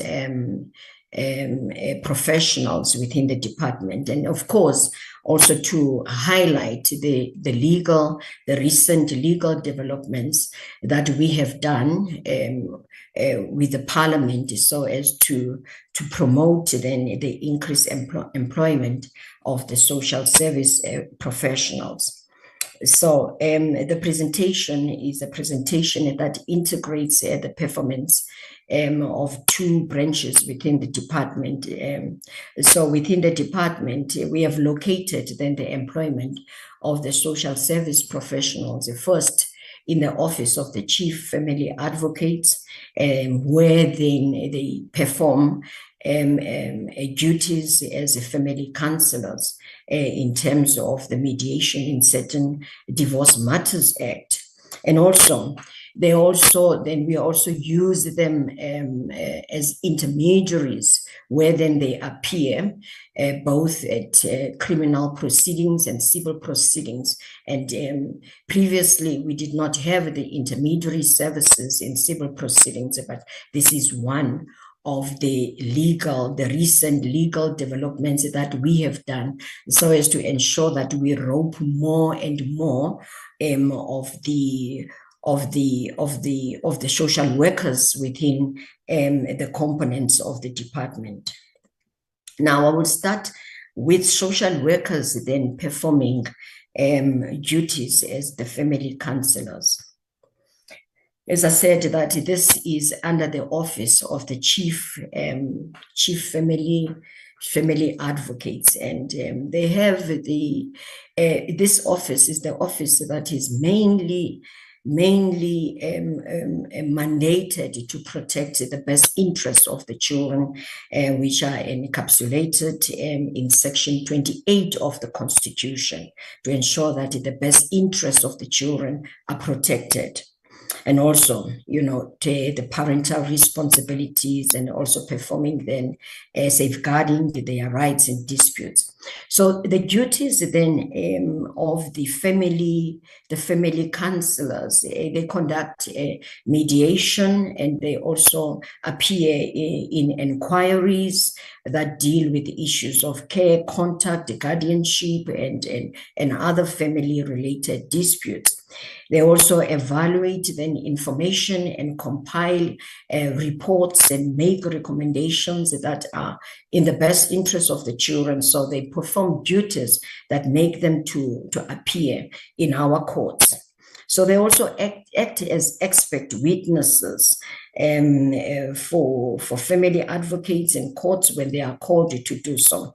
And this they also do in terms of the Domestic Violence Act, that has a provision there that requires, I think it's section 4, that requires the family advocates also to provide information in court where a child is applying for a protection order, or where a child is involved in an application for the protection order. As you know, a chairperson, that we have the Domestic Violence Act recognize it gives the children the locus standi to appear before court. So because of that, then we need to give them support and assistance, and so the family advocates and the family counselors also come in to provide that support. So they also then conduct child assessments, and they do home visits, and they also deal with the public queries that we will have, that the department will hear from media and also then they participate then in public awareness campaigns, so as to expose to the public the mandate of the department, particularly in this area. Now, the other area that the department use the social service professionals is in intermediary services. So with intermediary services, this is the area where we have made the recent legal changes. So as you know, Chairperson, and that we had the 3 GBV Amendment Acts that were the bills that were promulgated and assented to and signed into law by the president. I think that was on the 25th of January 2022, and all of them now are operational. So within the three GBV Amendment Acts, the first one is the Criminal and Related Matters Amendment Act, and all of them, I would like to say that they are part of the GBV National Strategic Plan. We have indicators there that require the department to review the legislation and also to ensure that it is victim-centric, so as to create an environment within the criminal justice system, particularly the court system, where then we place the crime victim at the center and provide a basket of support services, so as to ensure that then when they enter into the criminal justice system or the court system, they stay until the case is finalized, because of the fact that we understand their special needs and so then that's where then the social workers become very relevant in the court system. So the first is the Criminal and Related Matters Amendment Act of 2021. This is a piece of legislation that then extended the scope of the intermediary services, because previously the intermediary services were provided in criminal proceedings in terms of Section 170(a) of the Criminal Procedure Act, and limited only to children and persons with mental disabilities. But now we have this piece of legislation now has extended the scope of intermediary services to accommodate older persons. Because as a department, I think that was in 2018,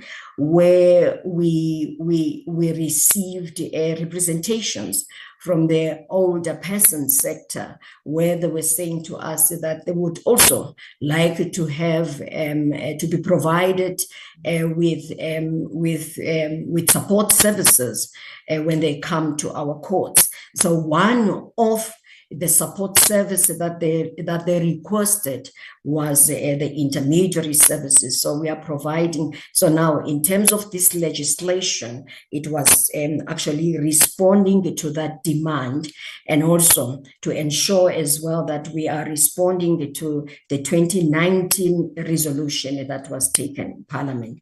So this piece of legislation became operational on the 5th of August 2023, and also, as you know, that in part of the 3 GBV Amendment Acts, also the Domestic Violence Amendment Act, which is now integrated in the Domestic Violence Act of 1998 as amended, that also then provides for the functionaries to provide these support services to the victims of domestic violence. With this act, the Criminal and Related, going back to the Criminal and Related Matters Amendment Act, as I said, that it extended the scope of intermediaries from criminal and also to include the civil proceedings. Previously, the intermediaries were not appearing in civil matters. So now they are, with this act, now they can appear in civil matters. So meaning that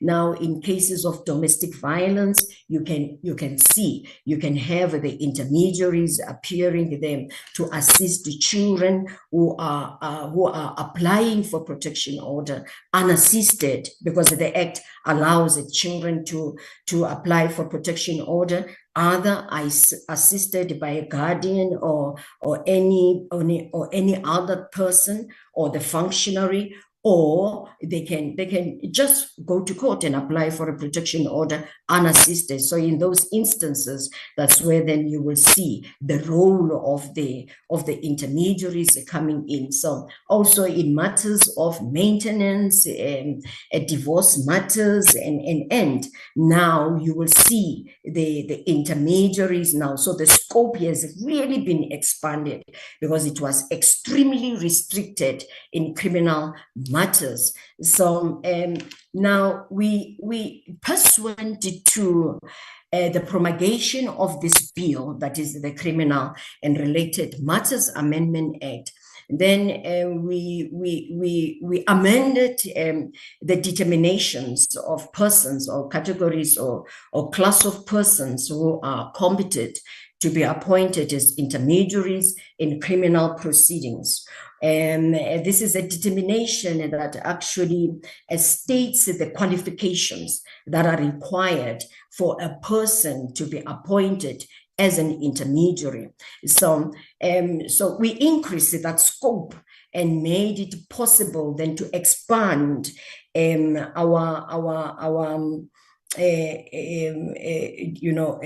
to expand. I'm looking for this word that I can't find. But to expand, let me say that to expand the scope of the social service professionals who can actually perform the intermediary services. So when we introduce a new determination that we did not have, because this one, the first one that I've made reference to, it was existing, it was a matter of amending it so that it also caters for the older persons and for other types of disabilities that we have also included in terms of the Criminal and Related Matters Amendment Act. So now we had to come up with another determination, and this determination, it is centered exclusively in civil matters, and also giving those categories of people who can be appointed as intermediaries. And all of these became effective with effect from the 26th of August 2022. And that was pursuant, because first we had to have the date of the implementation of the Criminal and Related Matters Amendment Act before the minister can publish in a gazette the determinations. And these determinations, chairpersons, we made them with the full full participation. The amendments thereof and also the creation of the new one, it was with full participation of the Department of Social Development and also the Department of Basic Education, because also the educators and the retired educators can also provide the intermediary services, and also the civil society organization. They were also participating when we were amending the first determination that relates to criminal proceedings, and also the creation of the new one that speaks then to civil proceedings. Now, as I said, that this then the determination, as I said, that previously the intermediary services were available to witnesses under the biological or the mental age of 18 years, but now we extended the spectrum of witnesses to witnesses also who suffer from physical, of psychological, emotional, or mental or emotional condition, and also the older persons as defined by the Older Persons Act of 2006. And the determinations then, for the sake of this presentation, I have limited only to the categories that are relevant here. The social workers are also categorized as professionals, and the retired social workers as well, who can provide intermediary services. And I would also like to say that at first we only had the social workers included, but at the request of the Department of Social Development, we included the retired social workers as well. The child and youth care workers with an experience of 3 years, and also being registered in terms of Section 18 of the social service professions, and also are competent in terms of the determination to provide intermediary services. And we took it to a lower level. As I said, that we wanted to widen the gate so that we have more and more of the social service professionals participating in this area. So we included the community trauma counselors for the first time. And with these, then with the deliberations with Department of Social Development and the civil society organization, a decision was made that they must have a minimum of 10 years experience in trauma counseling, and must also receive a training in trauma counseling. One thing, Chairperson, that is omitted on this slide is that also the family counselors also can provide intermediary services. Now, I'm coming to the numerical capacity of the social service professionals within the Department of Department as at the 30th of September 2023. These are our figures. First, we had to, Chairperson, as I said, that within the department, we are also experiencing huge human capital constraints. So we are now gradually learning to do more with less resources. So we created a post for the assistant director intermediaries, so as to ensure that we increase there's career pathing within the intermediary service personnel. So currently we have 7, and they are expected to be 9.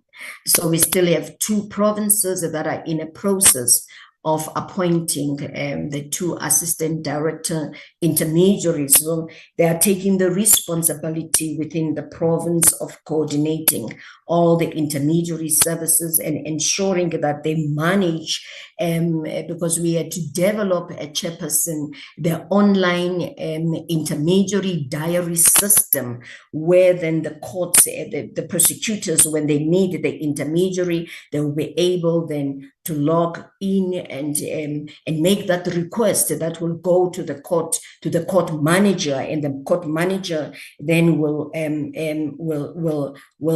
communicate with other court managers. If they don't have an intermediary within the court environment that will be able to provide those services, because one thing about intermediaries is that the issues of the ability to communicate with the different types of disability and the language proficiencies come into play when it is the time for the intermediary to participate in court. So now, within our component, we have a permanent capacity of 160 court intermediaries. And I would also like to say, Chairperson, that we lost about 12 intermediaries from COVID-19, and those posts are still vacant. And it's a matter of is the issue of the depreciating budget that is actually constraining us now from filling those posts. So what we did then, we said that with the budget cuts that we are experiencing, let us then recognize legally the role of the ad hoc intermediaries. Ad hoc intermediaries are the intermediaries that are not in the full employ of the department, but are recognized and in terms of the payments and what we did was to, with that act that I made reference to at the beginning, the Criminal and Related Matters Amendment Act, for the very first time in the history of our jurisprudence, we in the legal framework, now we recognize the ad hoc intermediaries, and the rules board had to sit so as to decide the daily tariffs for the ad hoc intermediaries, so that they are part of the system. So currently now we have 72 of those. And in the previous financial year, we have moved strides in 2023, 2024 to increase that capacity. And I'm going to be talking more about that as I move on with the presentation. But I would like just to say that in the previous financial year, we had 45 ad hoc intermediaries. So now from the previous financial year up to the 30th of September 2023, we've increased the number to 72, and we're still moving on to increase this number because our minister made a commitment to Parliament to increase this number by 100 intermediaries. That is from 45 to 145 ad hoc intermediaries in response then to the Criminal and Related Matters Amendment Act. Now, now coming to the numerical capacity of the family, the family advocates, then we have they have 107 posts that have been filled, and the 62 posts that are vacant, and 139 that are suppressed. And they are suppressed, Chairperson, because of all the depreciating budget and the fact that then we are experiencing a moratorium on new recruitments, which runs across all the government departments. So now our strategy to employ, to increase or contribute towards the increased employment of the social service professionals This, I would like us to view it against the backdrop that I gave earlier on of us starting with the amendment of our legislation so as to accommodate these services. So first, then, with the family counselors, starting from the previous financial year, the internship program for the family counselors was introduced so as to increase the scope and open then to expose them to these services and also to reduce the rate of unemployment in that area. So in 2022, 2023, we had 20 interns, and in 2023, 2024, and as at the 30th of September 2023, we have 22 interns, and there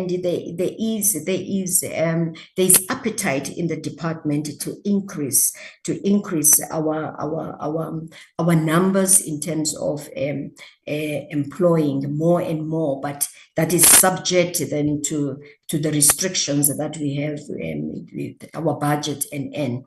So with the ad hoc intermediaries, as I have said, that in 2020, 2022, 2023, we had 45 ad hoc intermediaries that we hired, and we hired them, Chairperson, before, whilst it, it was the criminal and related matters amendment was still a bill. So we started then to hire them, and in 2023, 2024, then in terms of our plan as a department, then we set then a target of 100 to add to that 45 that is already existing in the system.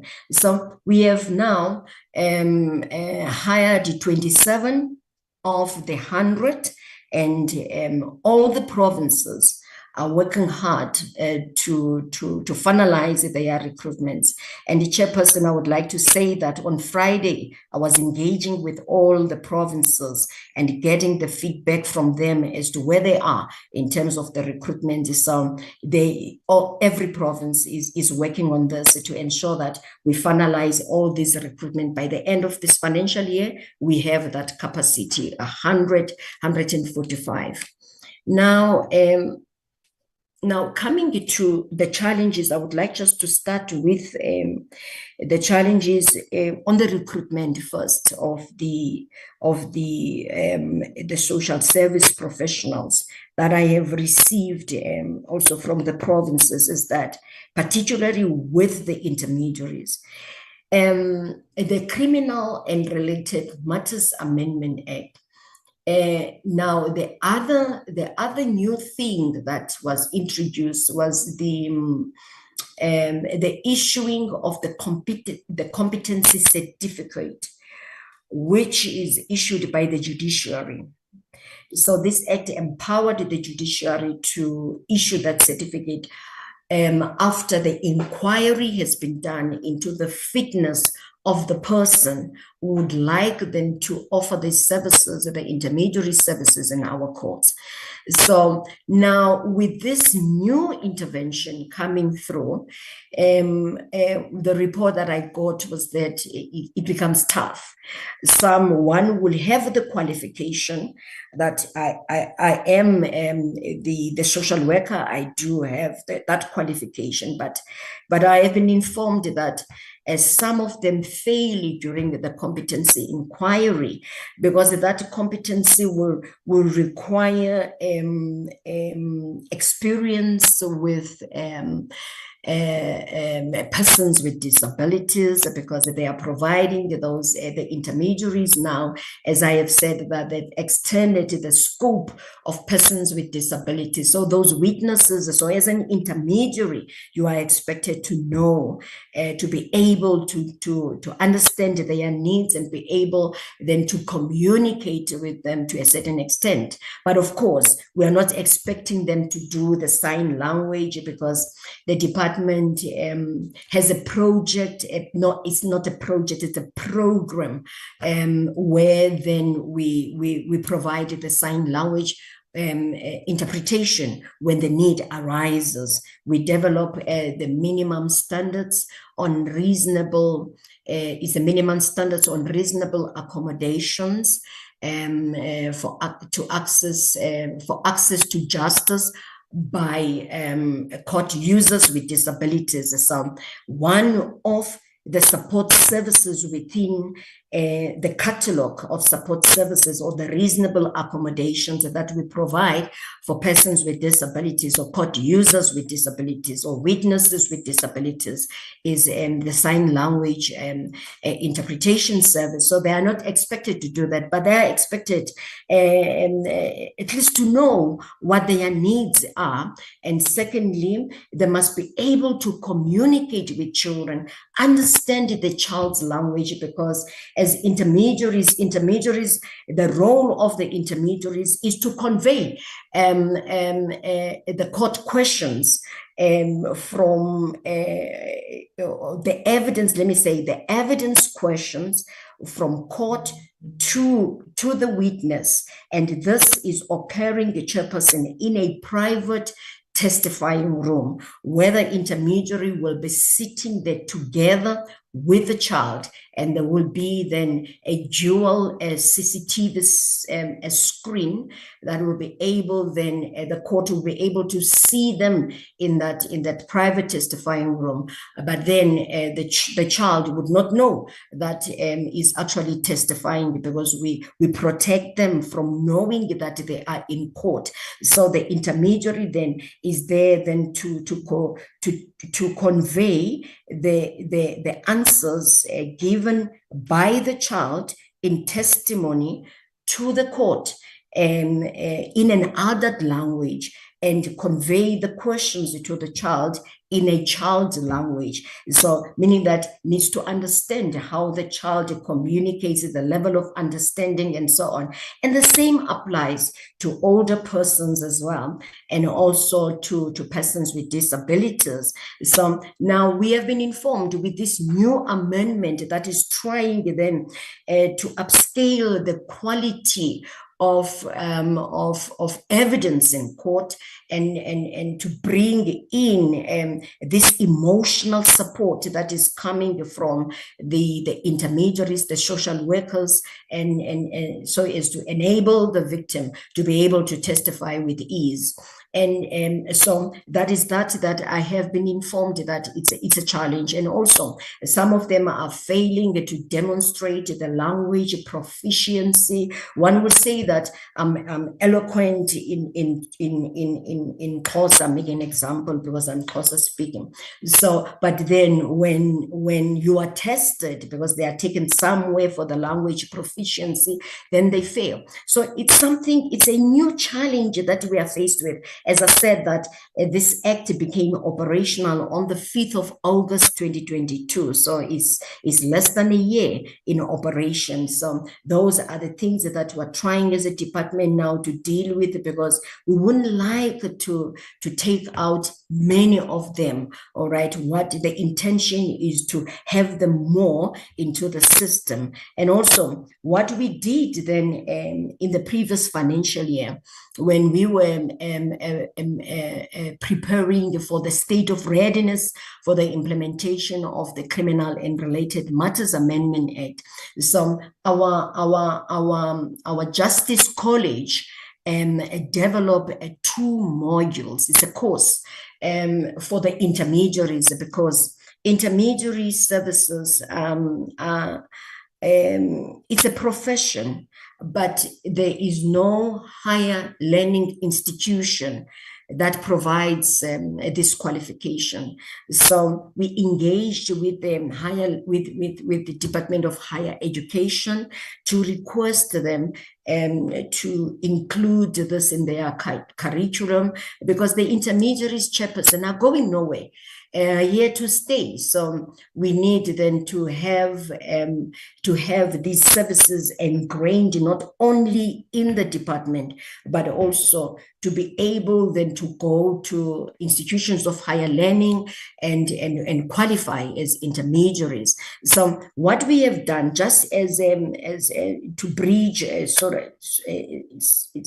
sort of to address the lacuna that is there in terms of providing the qualification. So as a department, then at the Justice College, you developed then this learning course, which is for the intermediaries. And we are the only department that is providing this learning course. So now we extended it to ad hoc intermediaries. So now as an ad hoc intermediary, if you want to be appointed as an intermediary and to get into our database, then what we are saying is that now get into our learning course, and we provide that learning course for free, Chairperson. And it's within my mandate in the department to take care of that. So we have put aside a budget to provide this training for the 100 ad hoc intermediaries and those then who are aspiring to be intermediaries in our courts. And now coming to the family counselors, then here, there's a directive that was issued by DPSA. But then as you are seeing them, that it is it's on the implementation of the control measures, the fiscal sustainability and so now, but the posts of the family counselors are not affected by the directive, but all that we need, Chairperson, and it's our request that we're making before this committee. And I liked it when one member raised the issue of you talking with the National Treasury. Should you do that, you'll be helping us as well, because we need to have a dedicated budget that will be for us as a department to be able to assist in increasing the employment rate of the social service professionals. But now, as I end, Chairperson, I would like also to say that I don't know whether you're going to be inviting the NPA, because the NPA is also employing the social service professionals. I know that because I chair committees where we get these reports from the NPA. So they do provide the court preparation services for all crime witnesses.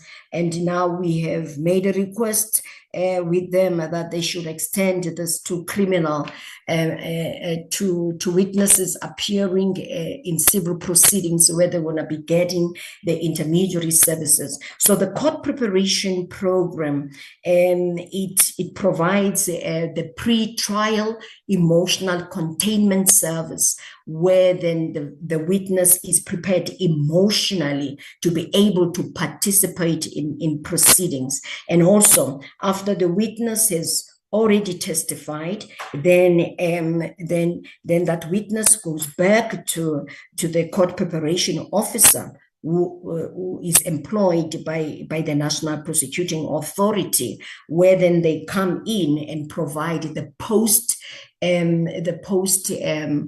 post-trial emotional containment service. And should they find that the victim had flashbacks because of the experience of the questions that they received in court, and also there's a need then for the trauma debriefing, then the referral will be made to social development.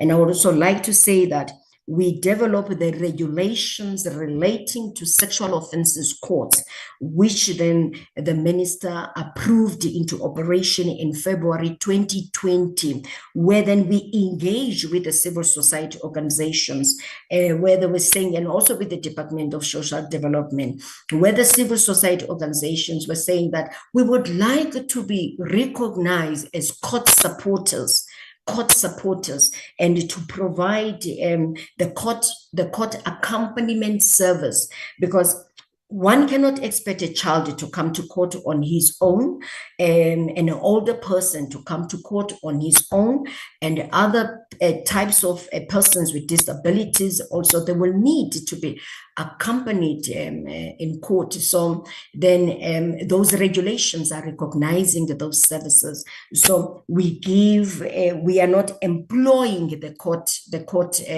supporters. They are drawn from the civil society organization, and they also have a social service qualifications, but they are paid by the Department of Social Development. The only thing that we do, we give them the witness fees, which is the reimbursement of the travel costs and the meals and whilst they are in court.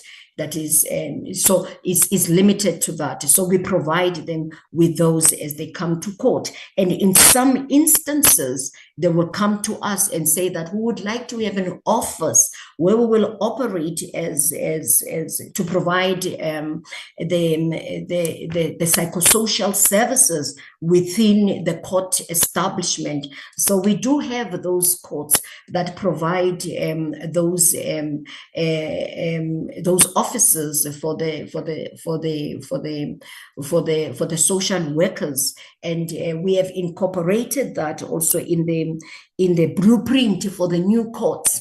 That the new courts that are being built by the department, that there must be a designated family law services, a place within the court, for the lack of a better word, where then there will be one office or two offices that will be for the provision of the psychosocial services. So those are the interventions at Chairpersons that we are doing as a department. But I would like also to say that it's not enough, Chairperson. It's not enough. We are aware of that it is not enough. We need to do more, and we are moving towards that. And it's our commitment in the department to ensure that we reduce the rate of unemployment. But as I said, that we will need a purse, the government purse, to support those aspirations that we have. That's the end of the presentation, Chairperson. And I have a number of people who are with me here will be able to take questions. Thank you, Chairperson. Thank you, Amu Kambule.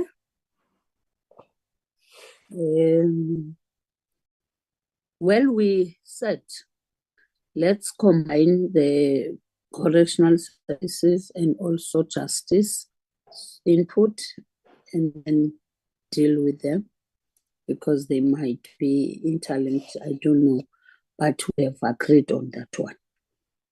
So Lindy, is correctional services ready? Yes, Chair. Mr. Mtobeni and then also Mr. Babunda, they need just to share the presentation, and Mr. Mtobeni will present, Chair. Tombin. Chair. Is it Mr. Mtombin? Yes, who's going to present, and Mr. Ndi Mabunda is going to share the presentation. All right. Thank you. Over to you, correctional services. Then we will deliberate after you have done both we'll interact both with the presentation, both the correctional services and justice. Thank you. Over to you, Mr. Mtombeni.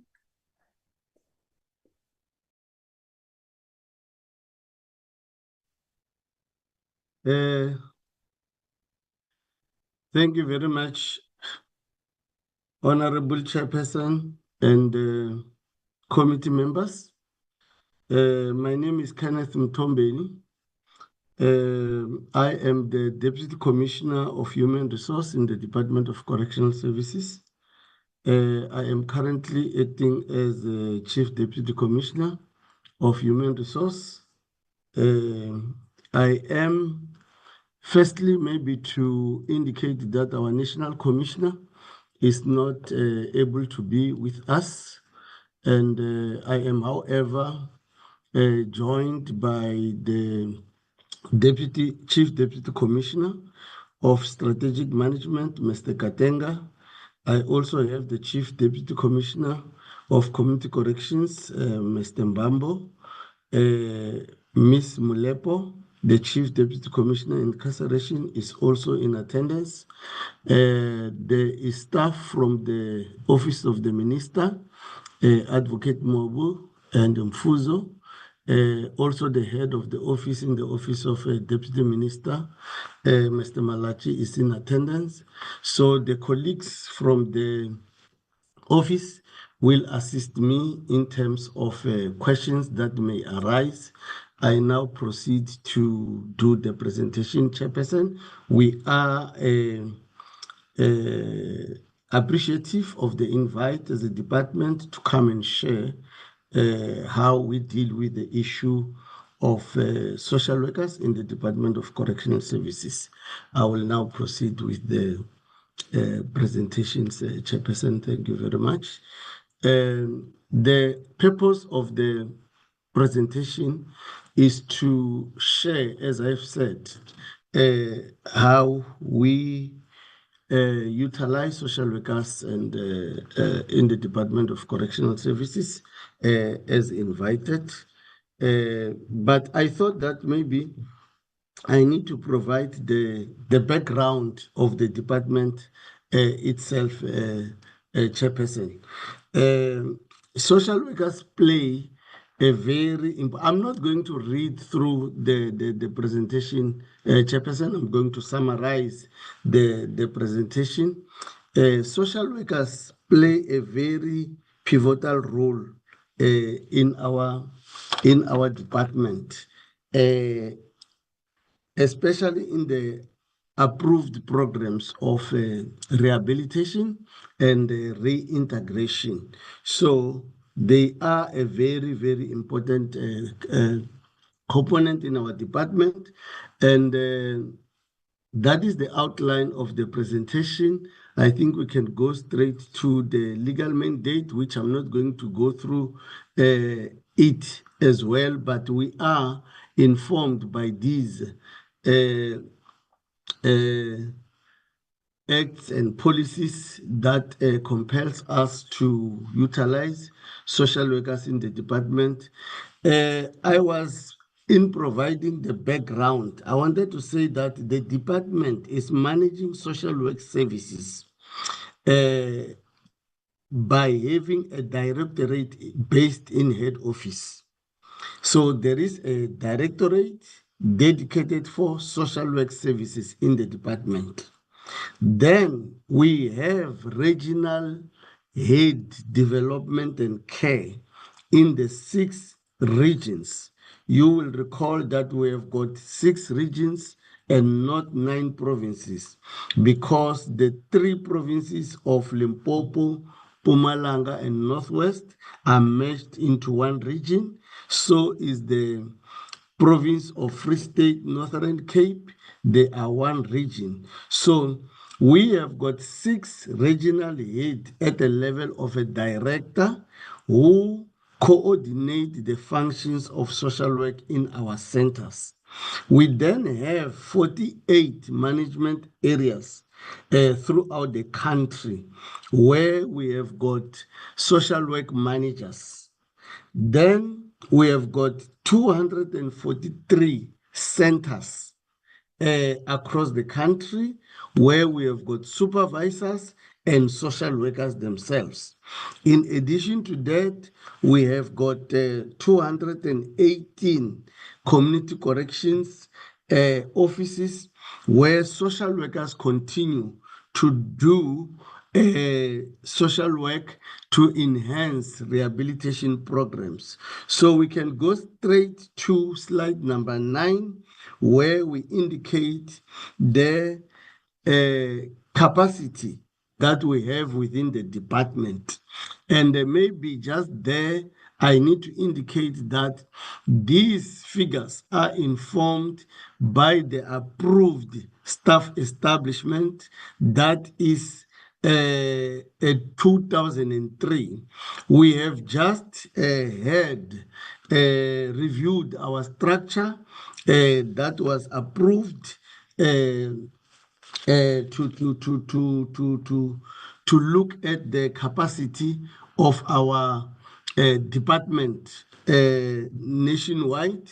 It was approved in 2 months ago. So that is where we see an opportunity that we are going to review the numbers that we have. But as it is, we have got a total of 654 posts of social work in the department, of which 599 is filled. And we have got 55 vacancies of these posts. So when we look at the ratio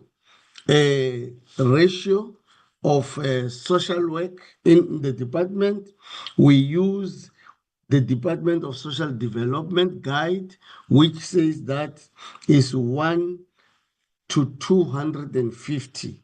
Now, our population is 160 inmates, and in community corrections, we have got 60,000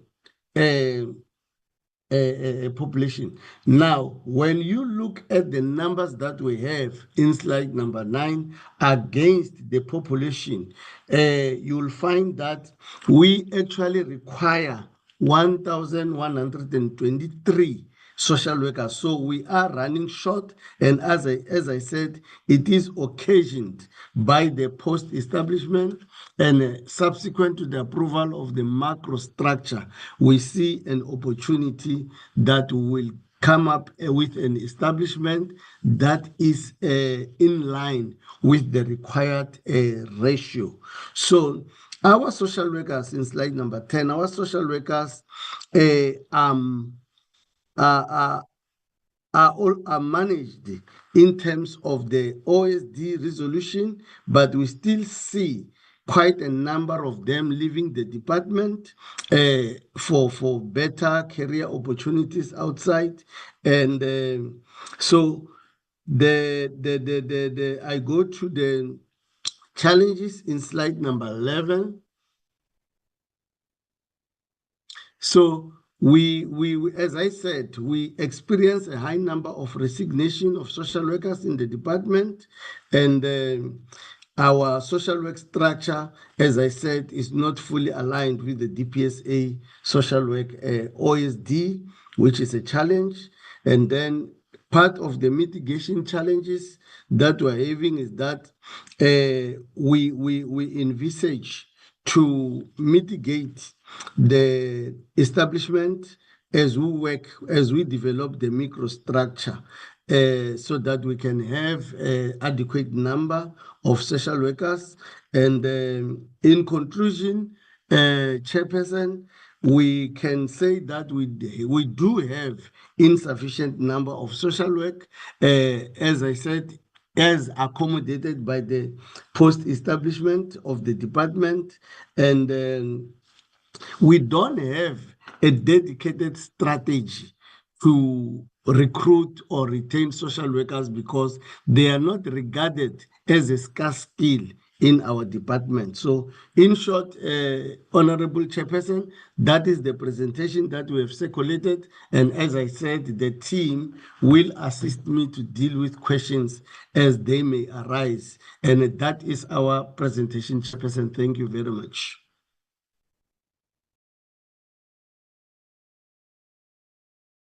Thank you very much, Mr. Mtombeni.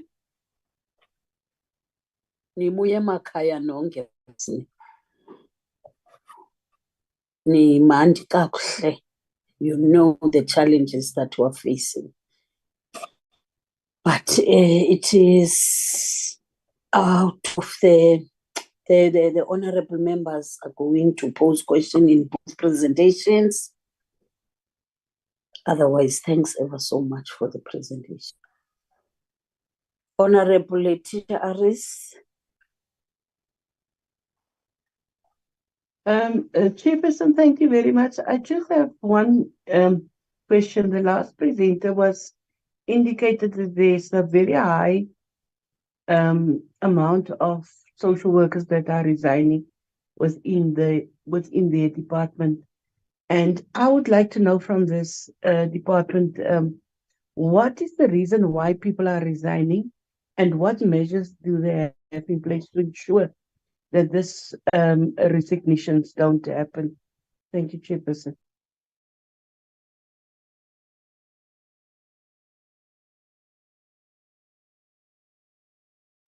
Thank you very much, Honorable Aris. Honorable Mhlong. Thank you very much, Chairperson. My questions is for the Department of Correctional Services. What mechanisms are in place to retain experienced social workers employed by the department? Secondly, what are the timelines for filling in vacant vacancies? Thirdly, how does the department ensure it attracts a diverse range of candidates for the vacancies? And then lastly, is there a continuous development plan for social workers to ensure they are up to date with legislation? Thanks, Chair. Well, thank you, Honorable Mhlongo. Honorable Bridget Masango, followed by Honorable Skels. Thank you, Chair, and thank you so much to the departments for the presentations. I just have questions of clarity for the Department of Justice after the presentation. The first one being the ad hoc. I think it was ad hoc, let me say for purposes of this meeting, the ad hoc social workers. I would like to know, because ad hoc to me as a layperson means that you are not in a sort of a permanent occupation of sorts, but you are called as and when there is a need. And if that is the correct understanding, I would like to know how often are these ad hoc social workers sort of called? A typical case of, well, we have so much work for them to do that they are called, so many days per month or something, because I'm worried about a situation where these social workers are not full-time employed, and that affecting their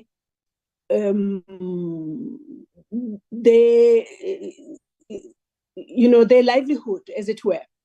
But also, I just wanted to mention that, to commend the department for this training that they are providing, and find out if this training is extended to the government-trained social workers that are unemployed.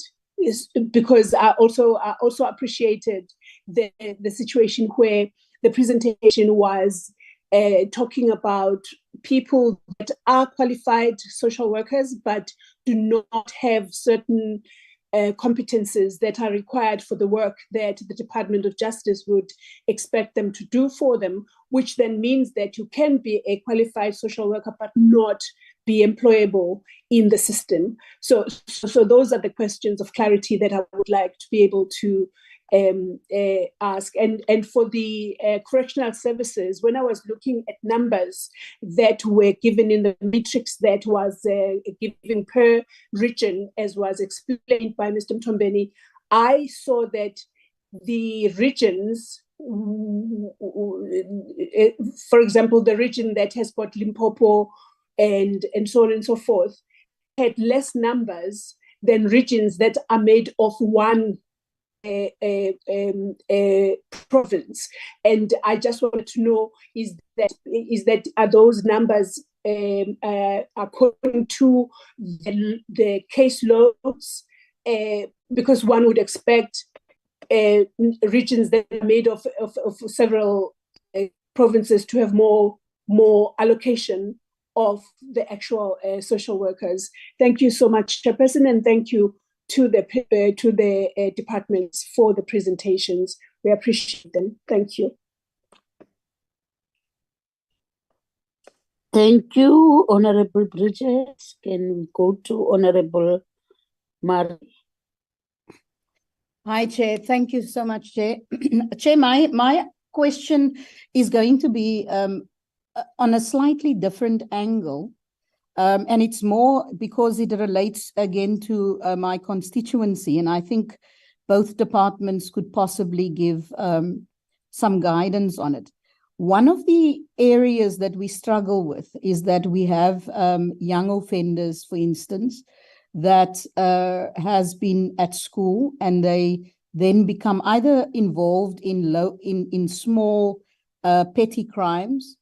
And what we find, or what I have found, is in particular cases that we have these youngsters that mostly were grant dependent, so they do have a social worker that works with them as a family, and mostly, obviously, this is in single headed households mostly, and then these kids become repeat offenders in petty crimes. But what has happened with many cases that we've had is that in our constituency office is that we have these youngsters that then fall completely out of the system because, one, they work, the social worker work with them only as a grant recipient.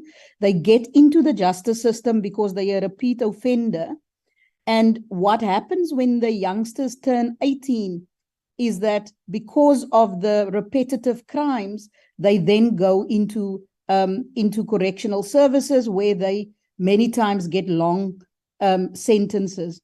And there are different intervention points where the youngster could have been, saved if we had, for instance, and this is where the correlation between social workers within the basic education system, social workers within how that referral points and intervention points can be helped.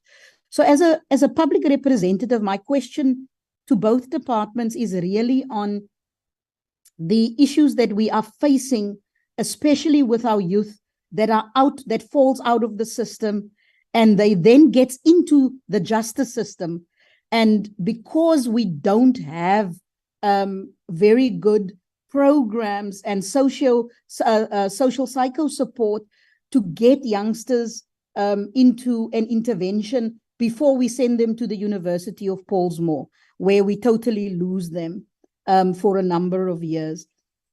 I would really greatly appreciate it if you can, within the context of this presentation. I know we have a problem with money, but if the ideal would have been there, if you had no money issue, where are the different intervention points that, especially as public representatives, that we need to advocate for our constituencies? And I'm specifically speaking of our youngsters that are, that are preteens. They get involved, they get into, and I'm sure correctional services especially, and the Department of Justice knows this pattern very well.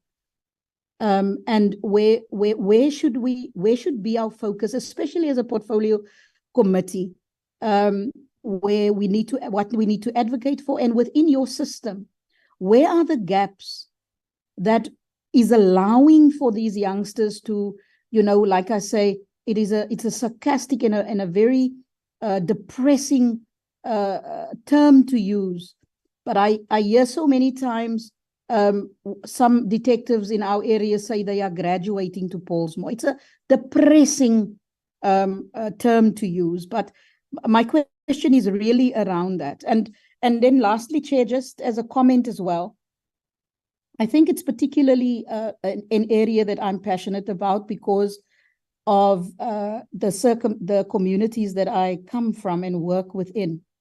But I'm raising it because it is one of the biggest contributors to the cycles of violence that we see in our communities, and the biggest contributor as well to the loss of talent that our children then matriculate in prison most of the time.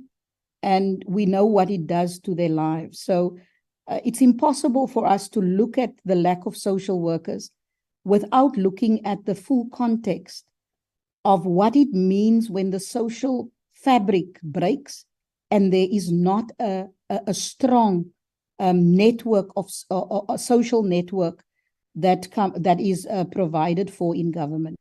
Thank you, Chair. And I also want to say thank you for the comprehensive presentations within your context that gives us a picture of how it looks like. Thank you.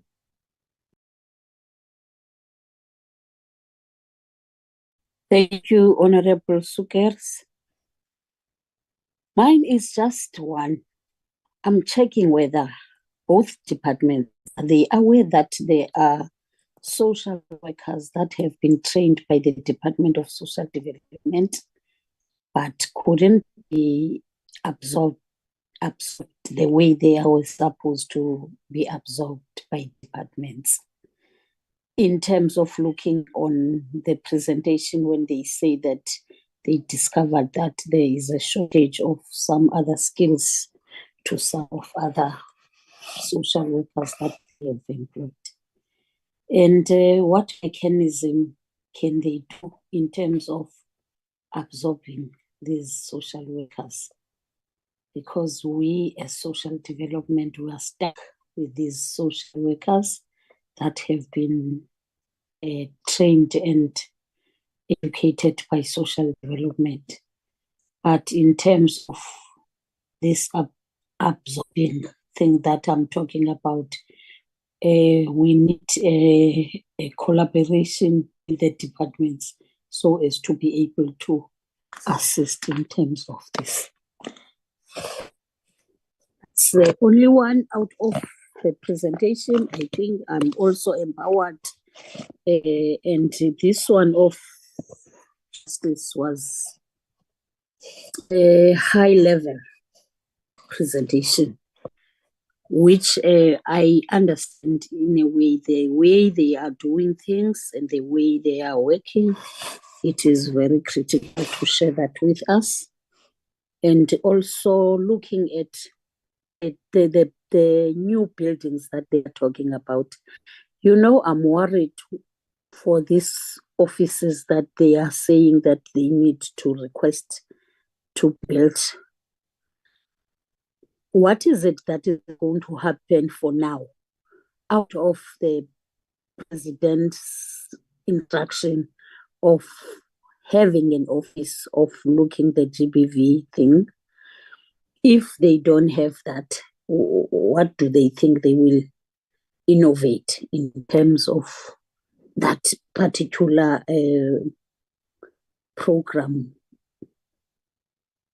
Because for those buildings that are still gonna be built, it's gonna take a while, and the GBV is currently happening in our communities. The last one is that with the demarcation thing, why is, maybe this question mustn't be referred to them, but they must also check with the demarcation thing. Why is it still correctional services demarcated in a different way with other departments? Because I don't know when did we request this thing that demarcation must be the same in all departments.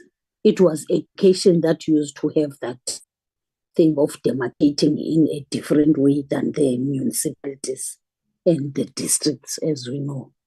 Thanks. Let's give it to you.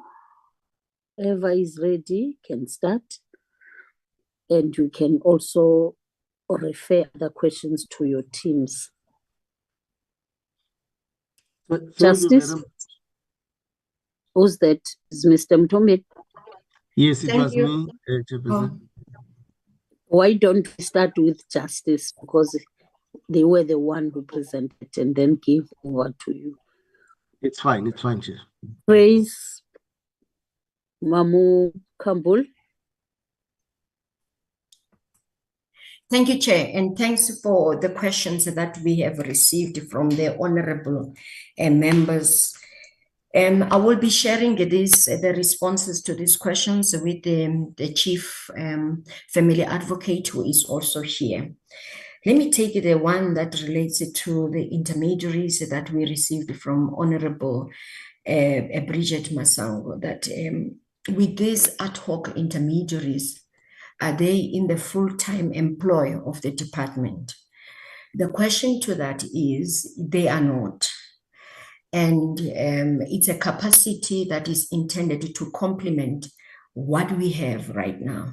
As I indicated, that we have a huge human capital constraints within the department, which is due to the budget cuts that we have been experiencing. We have vacancies for the intermediaries that cannot be filled.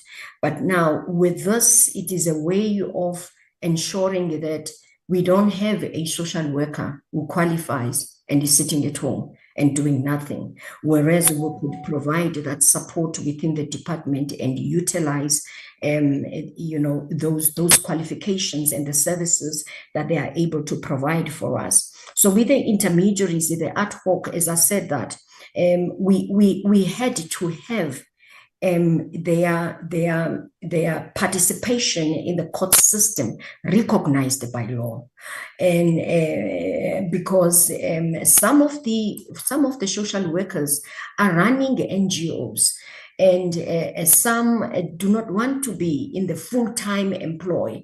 They would like just to go and provide the service and then go back to whatever that I'm doing as a social worker. So it's a way of accommodating those social workers and others who would like to have an income. And I would also like to say, as I said earlier on, that we increased the tariffs because in 2017, we experienced a huge exodus of intermediaries who were coming to assist in our courts and in the spaces. And at that time, they were not recognized by our legislation. So it was because of the daily tariffs. So now we increased the daily tariffs by 800% to make them to be competitive. And it was the unfairest fee that you can get, because they were getting initially 150 per day, and now when you are doing this service in providing the intermediary service at a magistrate court or district court level, so now you get 1,200 rands per day. And mind you, a chairperson, a case will take maybe a minimum of 2 hours, all right, or 3 hours, particularly the ones that have children. So within that hour or 2 hours, an intermediaries in our court is able to get that money. And when you appear in regional court, proceedings are held at regional court or high court, then the fee is the daily tariff has been increased from 150 to 1,440, and that had to be done, chairperson, with negotiations with the Minister of Finance, and because as we know that there's a huge decline in the economy of the country for various reasons. So the government purse is depreciating day by day, if I can say it that way. So now, and with this, as I'm saying that the minister made a commitment to Parliament to increase the number of ad hoc intermediaries by 100. So there's a huge excitement among the civil society organization, and we are not going to stop there. We're going to move on and increase our numbers. Now, how do we call them? All right, and how are we utilizing them?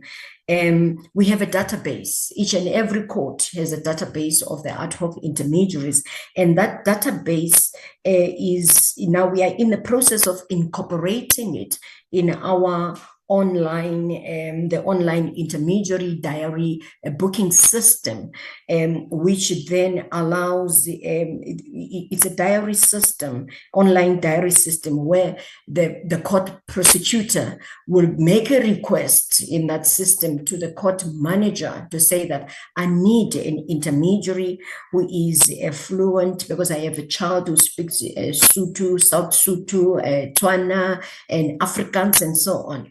And if it is in an environment that is, I'll make an example, like here in Gauteng, and then there's no Afrikaans speaking. So then that court manager is able then to get that service from Western Cape, and we will have that intermediary then participating in that services. So now the scope has been expanded of the intermediary service to make them now to frequent court more than ever before, because of the fact that now they have been extended to civil proceedings.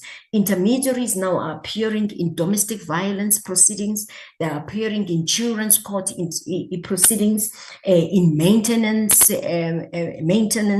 proceedings, in older persons proceedings, family divorce, and also operate as family counselors. So it's a broad scope of pieces of legislation where the demand for them, and mind you, that is excluding the civil proceedings where they have to appear.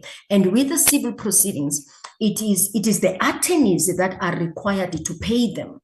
So it's some kind of the work, consultancy work that has been opened by the department using that piece of legislation so that we have them coming on board.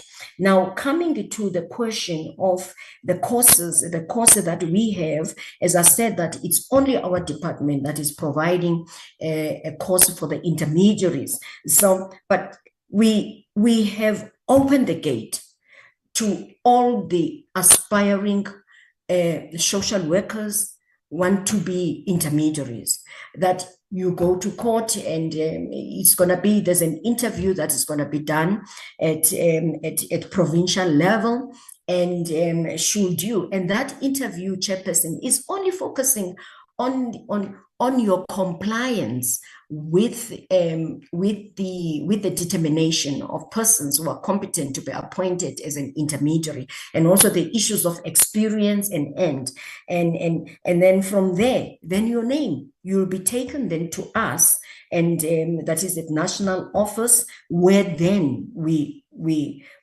provide this service, and it's this training is training that we are using the CARA budget for it. So it's not something that's going to be coming from the coffers of the department. We're using the CARA budget to ensure that we train the social workers to provide the intermediary services. And as I said, that it's a responsibility that is under me in the department. So we are not saying that when you are, we say that we have opened the gates so that they can all come, and those who are interested to provide this service to come on board. Now, with the blueprint that I mentioned, the issue of the blueprint for the new constructions of the courts, so that they have a designated area that will providing the family law as services. There are courts that are already doing so, that have been built recently, that are providing that, but it doesn't mean that there are no courts or historic buildings and that do not provide a space for the NGOs or the social service professionals who want to provide in-house services within the court building. The challenge, chairperson, is that we as a department have a serious challenge. We experience infrastructural challenges because of the models, the support service models that we're introducing, so as to create a victim-centric court system. For the disabilities, there are designated infrastructural requirements that are needed. So people are moved from their offices so that we have waiting areas, we have this and that, a space for the guide dog and so that is then munching a lot of space within our courts. And also for the sexual offenses courts, that also has a myriad of support services that require infrastructural requirements, even a kitchenette, where then the victims of sexual offenses must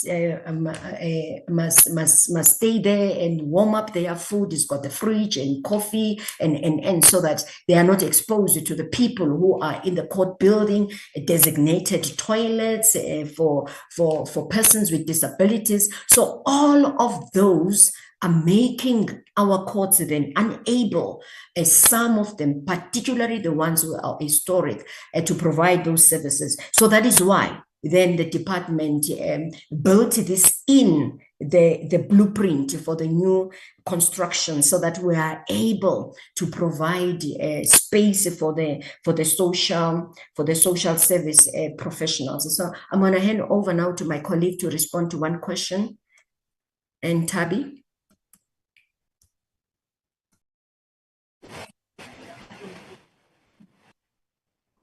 Thank you, Advocate Kambule, and thank you, Chairperson and honorable members. My name is Ntabiseng Tukwana. I'm the Chief Family Advocate. My response is with regards to the question posed by Honorable Bridget. I think with regards to training, if the training that we give can be given to those that are not in the department. We're responsible for the internship program of social workers in our offices as family advocates. Unfortunately, that is only for the officials of the department.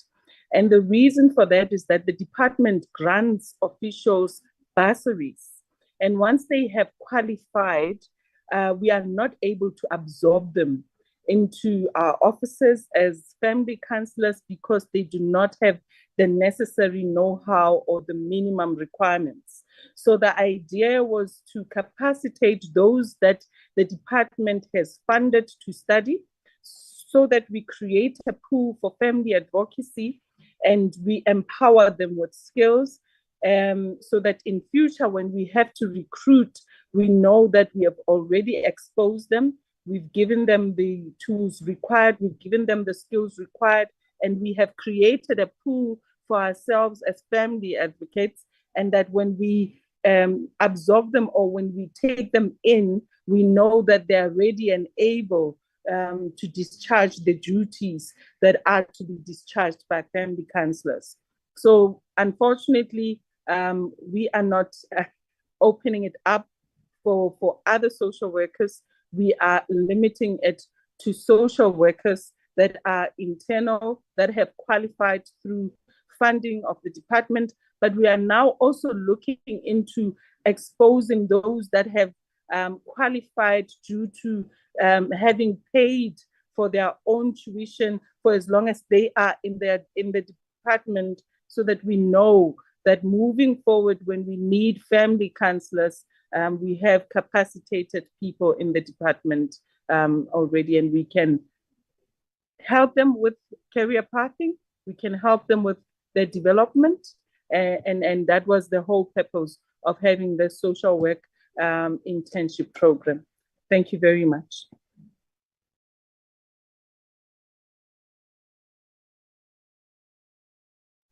Are you done? Justice? I am done. I'm sure that yes, was the last from Justice. Thank you. Yes, Chairperson, this is Advocate Praise Kambula. We are done with the questions, unless there is one question that we have omitted. Thank you, Chair. Okay, thank you, Advocate.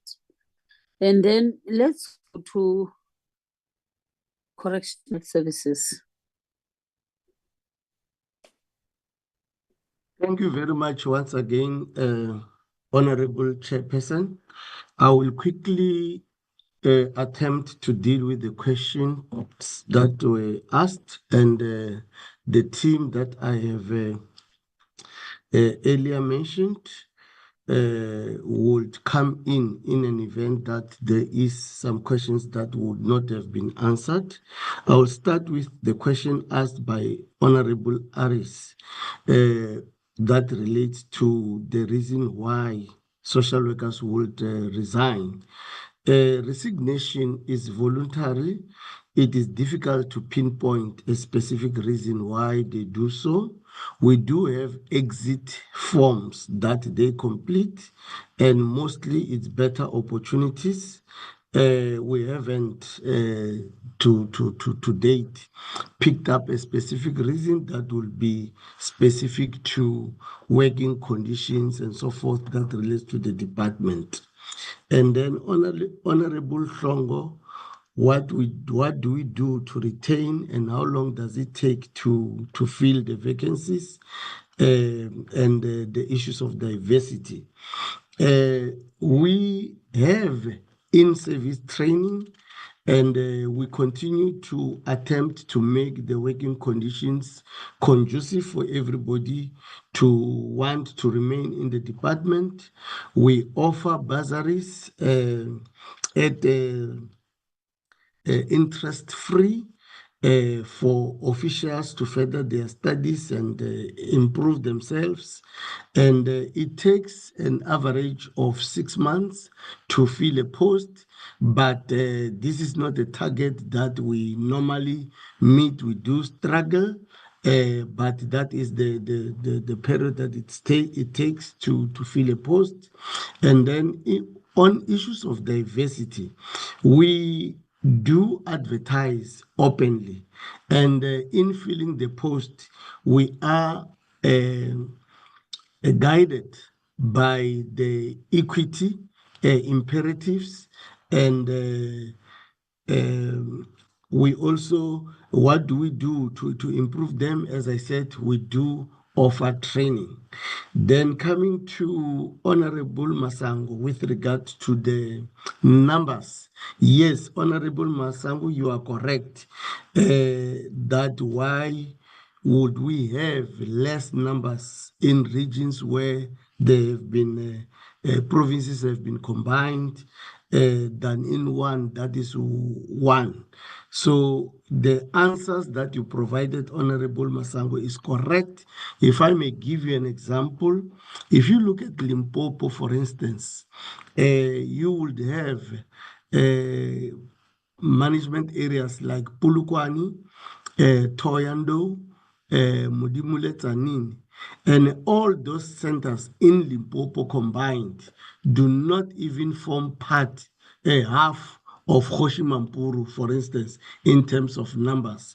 And considering that these social workers are placed in accordance with the population, inmate population, so the answers that you have brought is correct, and that is the reason for the discrepancy, Honorable Masang.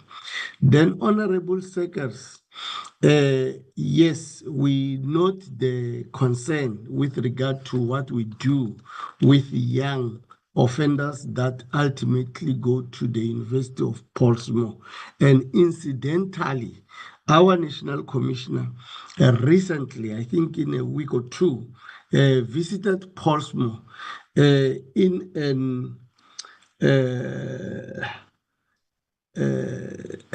an event that was aimed at exactly looking at the youth. And he took a famous artist, Nati, who is a former inmate himself, to go and inspire the youth there so that we bring hope to them. And this is just an example, just because you mentioned Portsmouth.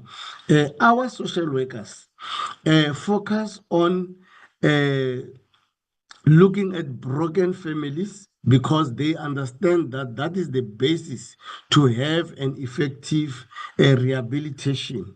And then they look at strengthening the ties with families, and we do provide education, we do have aftercare, and look at reintegration, because as our work is focused on rehabilitation, we don't end our work when your date of parole or release comes, but it extends to social reintegration.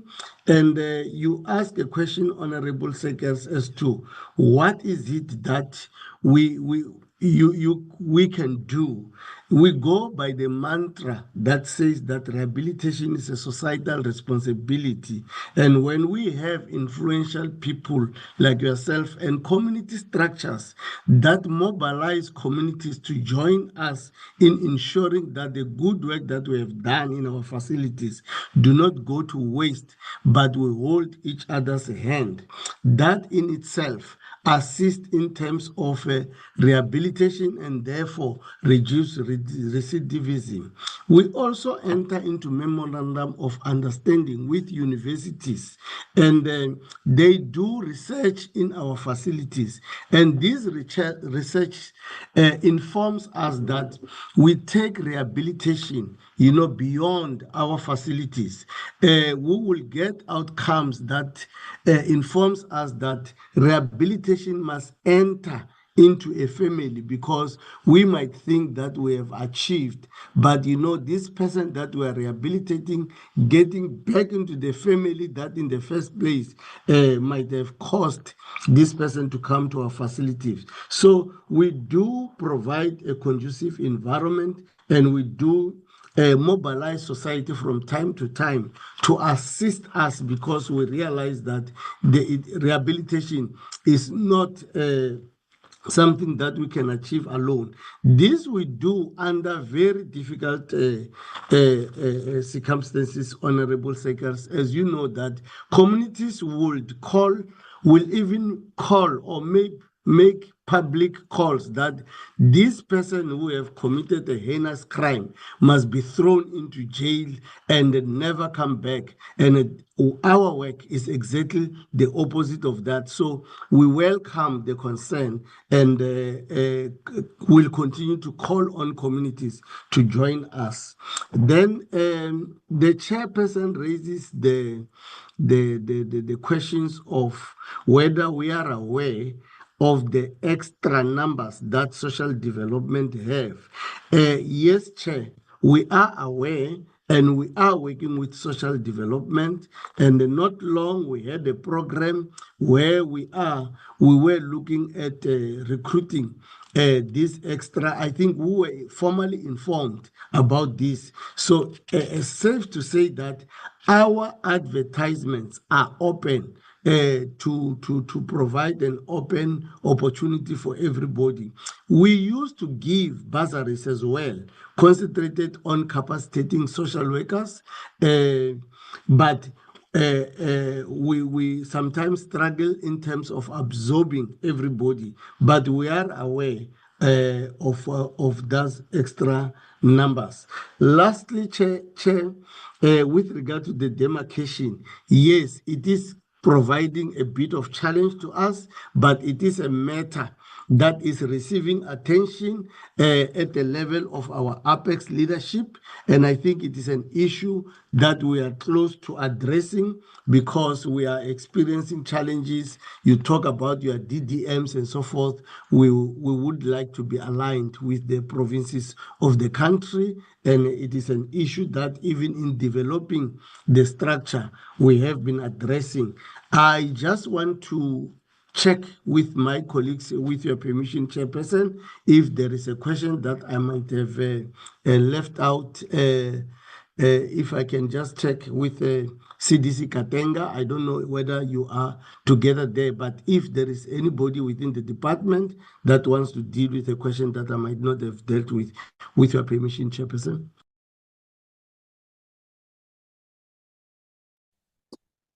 Thank you, Dr. Kambul. Honorable members, do you still want to engage? Follow-up questions? Yes, Chairperson. I just have a small follow-up, to the responses that I got for my questions earlier on.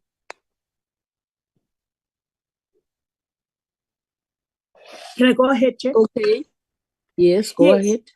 Chairperson, this was in with regards to the question that I asked, and was responded to by both Advocate Kambule and the other director, that is responsible for, I believe, for the training of the internship sort of program.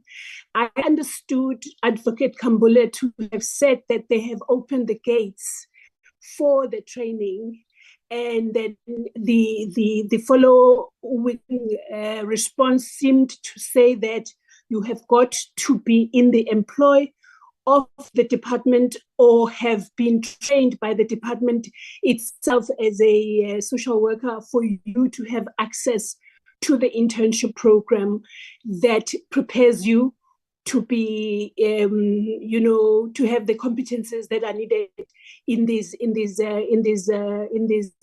sort of programs that they have. I just need that clarity, please. Thank you. Okay. Advocate Campbell, excuse me, Datum Tombe, by saying Datu Campbell. Sorry for that. Yes, Chair. All right. Thanks, Honorable Chair, and also for the question, the follow-up question that we have received from the Honorable Masango. So now I would just like to give you the distinction between these two responses. The first response was with regard to the intermediary services, where I said that we have opened the gate for whoever would like to be an ad hoc intermediary to come forward. And but this is subject to these three requirements. One, there will be an interview that will be done by the provincial office. And that interview is about to check the compliance with the determination of persons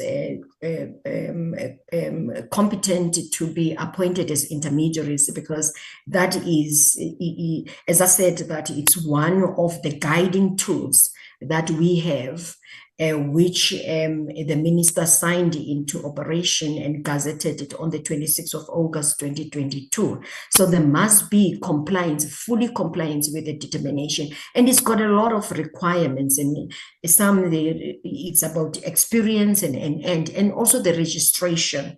You must be registered as a social worker in terms of this act. I forgot what is it. And also there are renewals of these registrations that they need to do and so on. So there's that compliance. And then secondly, you have to get the competency certificate. That is the one that I said that we introduced it through this Criminal and Related Matters Amendment Act. And now we are in the early months of implementation. We are already experiencing challenges with those specifications that we stipulated there. But it is still too soon for us to say that let's amend. So we are moving on with it because it has one provision, a chair, that I might read here, all right, that says that the head of a court may, at his or her discretion, and after holding an inquiry contemplated in subsection 2, that is of the provision, issue a certificate in the form that is prescribed by the Gazette, all right, to a person whom he or she has found to be competent to appear as an intermediary in the magistrate court or in the regional court or regional division, all right, or the high court. So what it means then is that this places the discretion on the judiciary to issue the certificates of competence. So then that's where then we have learned that some of them, some of the qualified in terms of education, all right, then they fail to pass the competency test, and the discretion is with the judiciary. So they've been given that power. So it's a power that us as a Department of Justice can't interfere with, because it's in the legislation. So it's those issues that we need just as a department to see as to how these can be dealt with as we move with the implementation of this act. But basically we as I said, that we all those who are coming, who are saying that I would like to participate as to be hired as an ad hoc intermediary, they have to go through these two requirements that I have mentioned. And Chairperson and also Honorable Masango, I would also like to say this, that the reports, the hiring and the adverts were issued by the different provincial officers, some with effect from May 2023. And I am chairing a structure that is dealing with all of these. And they come and report that there are few people who are actually responding to these adverts. So we don't know what the problem is. So in the last meeting that we had, then we came up with the resolution that we should go to the radio stations to say that we have this new piece of legislation, and we also are inviting those who are qualifying in terms of the determination, all right, so to come and apply. Hence the delay. Hence, of all these 9 provincial offices that we are having, only 27 have been hired thus far, and 73 appointments are still pending. And now we are drawing to the end of the financial year. Where are they? All right.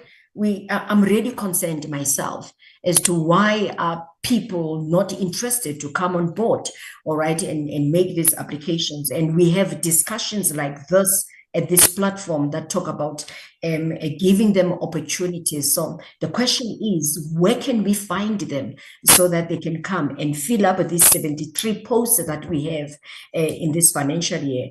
Thank you, Chairperson. Then, I forgot to say that, then with the other one, now to complete this question, now there was one, and Tabi was responding then on the area of the family counselors, that with the family counselors, the department, as she has said, that we give them these bursaries and then people sit in the department having those qualifications and being not recognized. So now the approach that our Director General has taken is to look inwardly first, all right, to empower our people first here and to provide those opportunities for them so that they are able then to get to the posts that they are expected in terms of the qualifications that they have received. So that's different from the intermediaries. She was responding in terms of the family counselors. Thank you, Chair.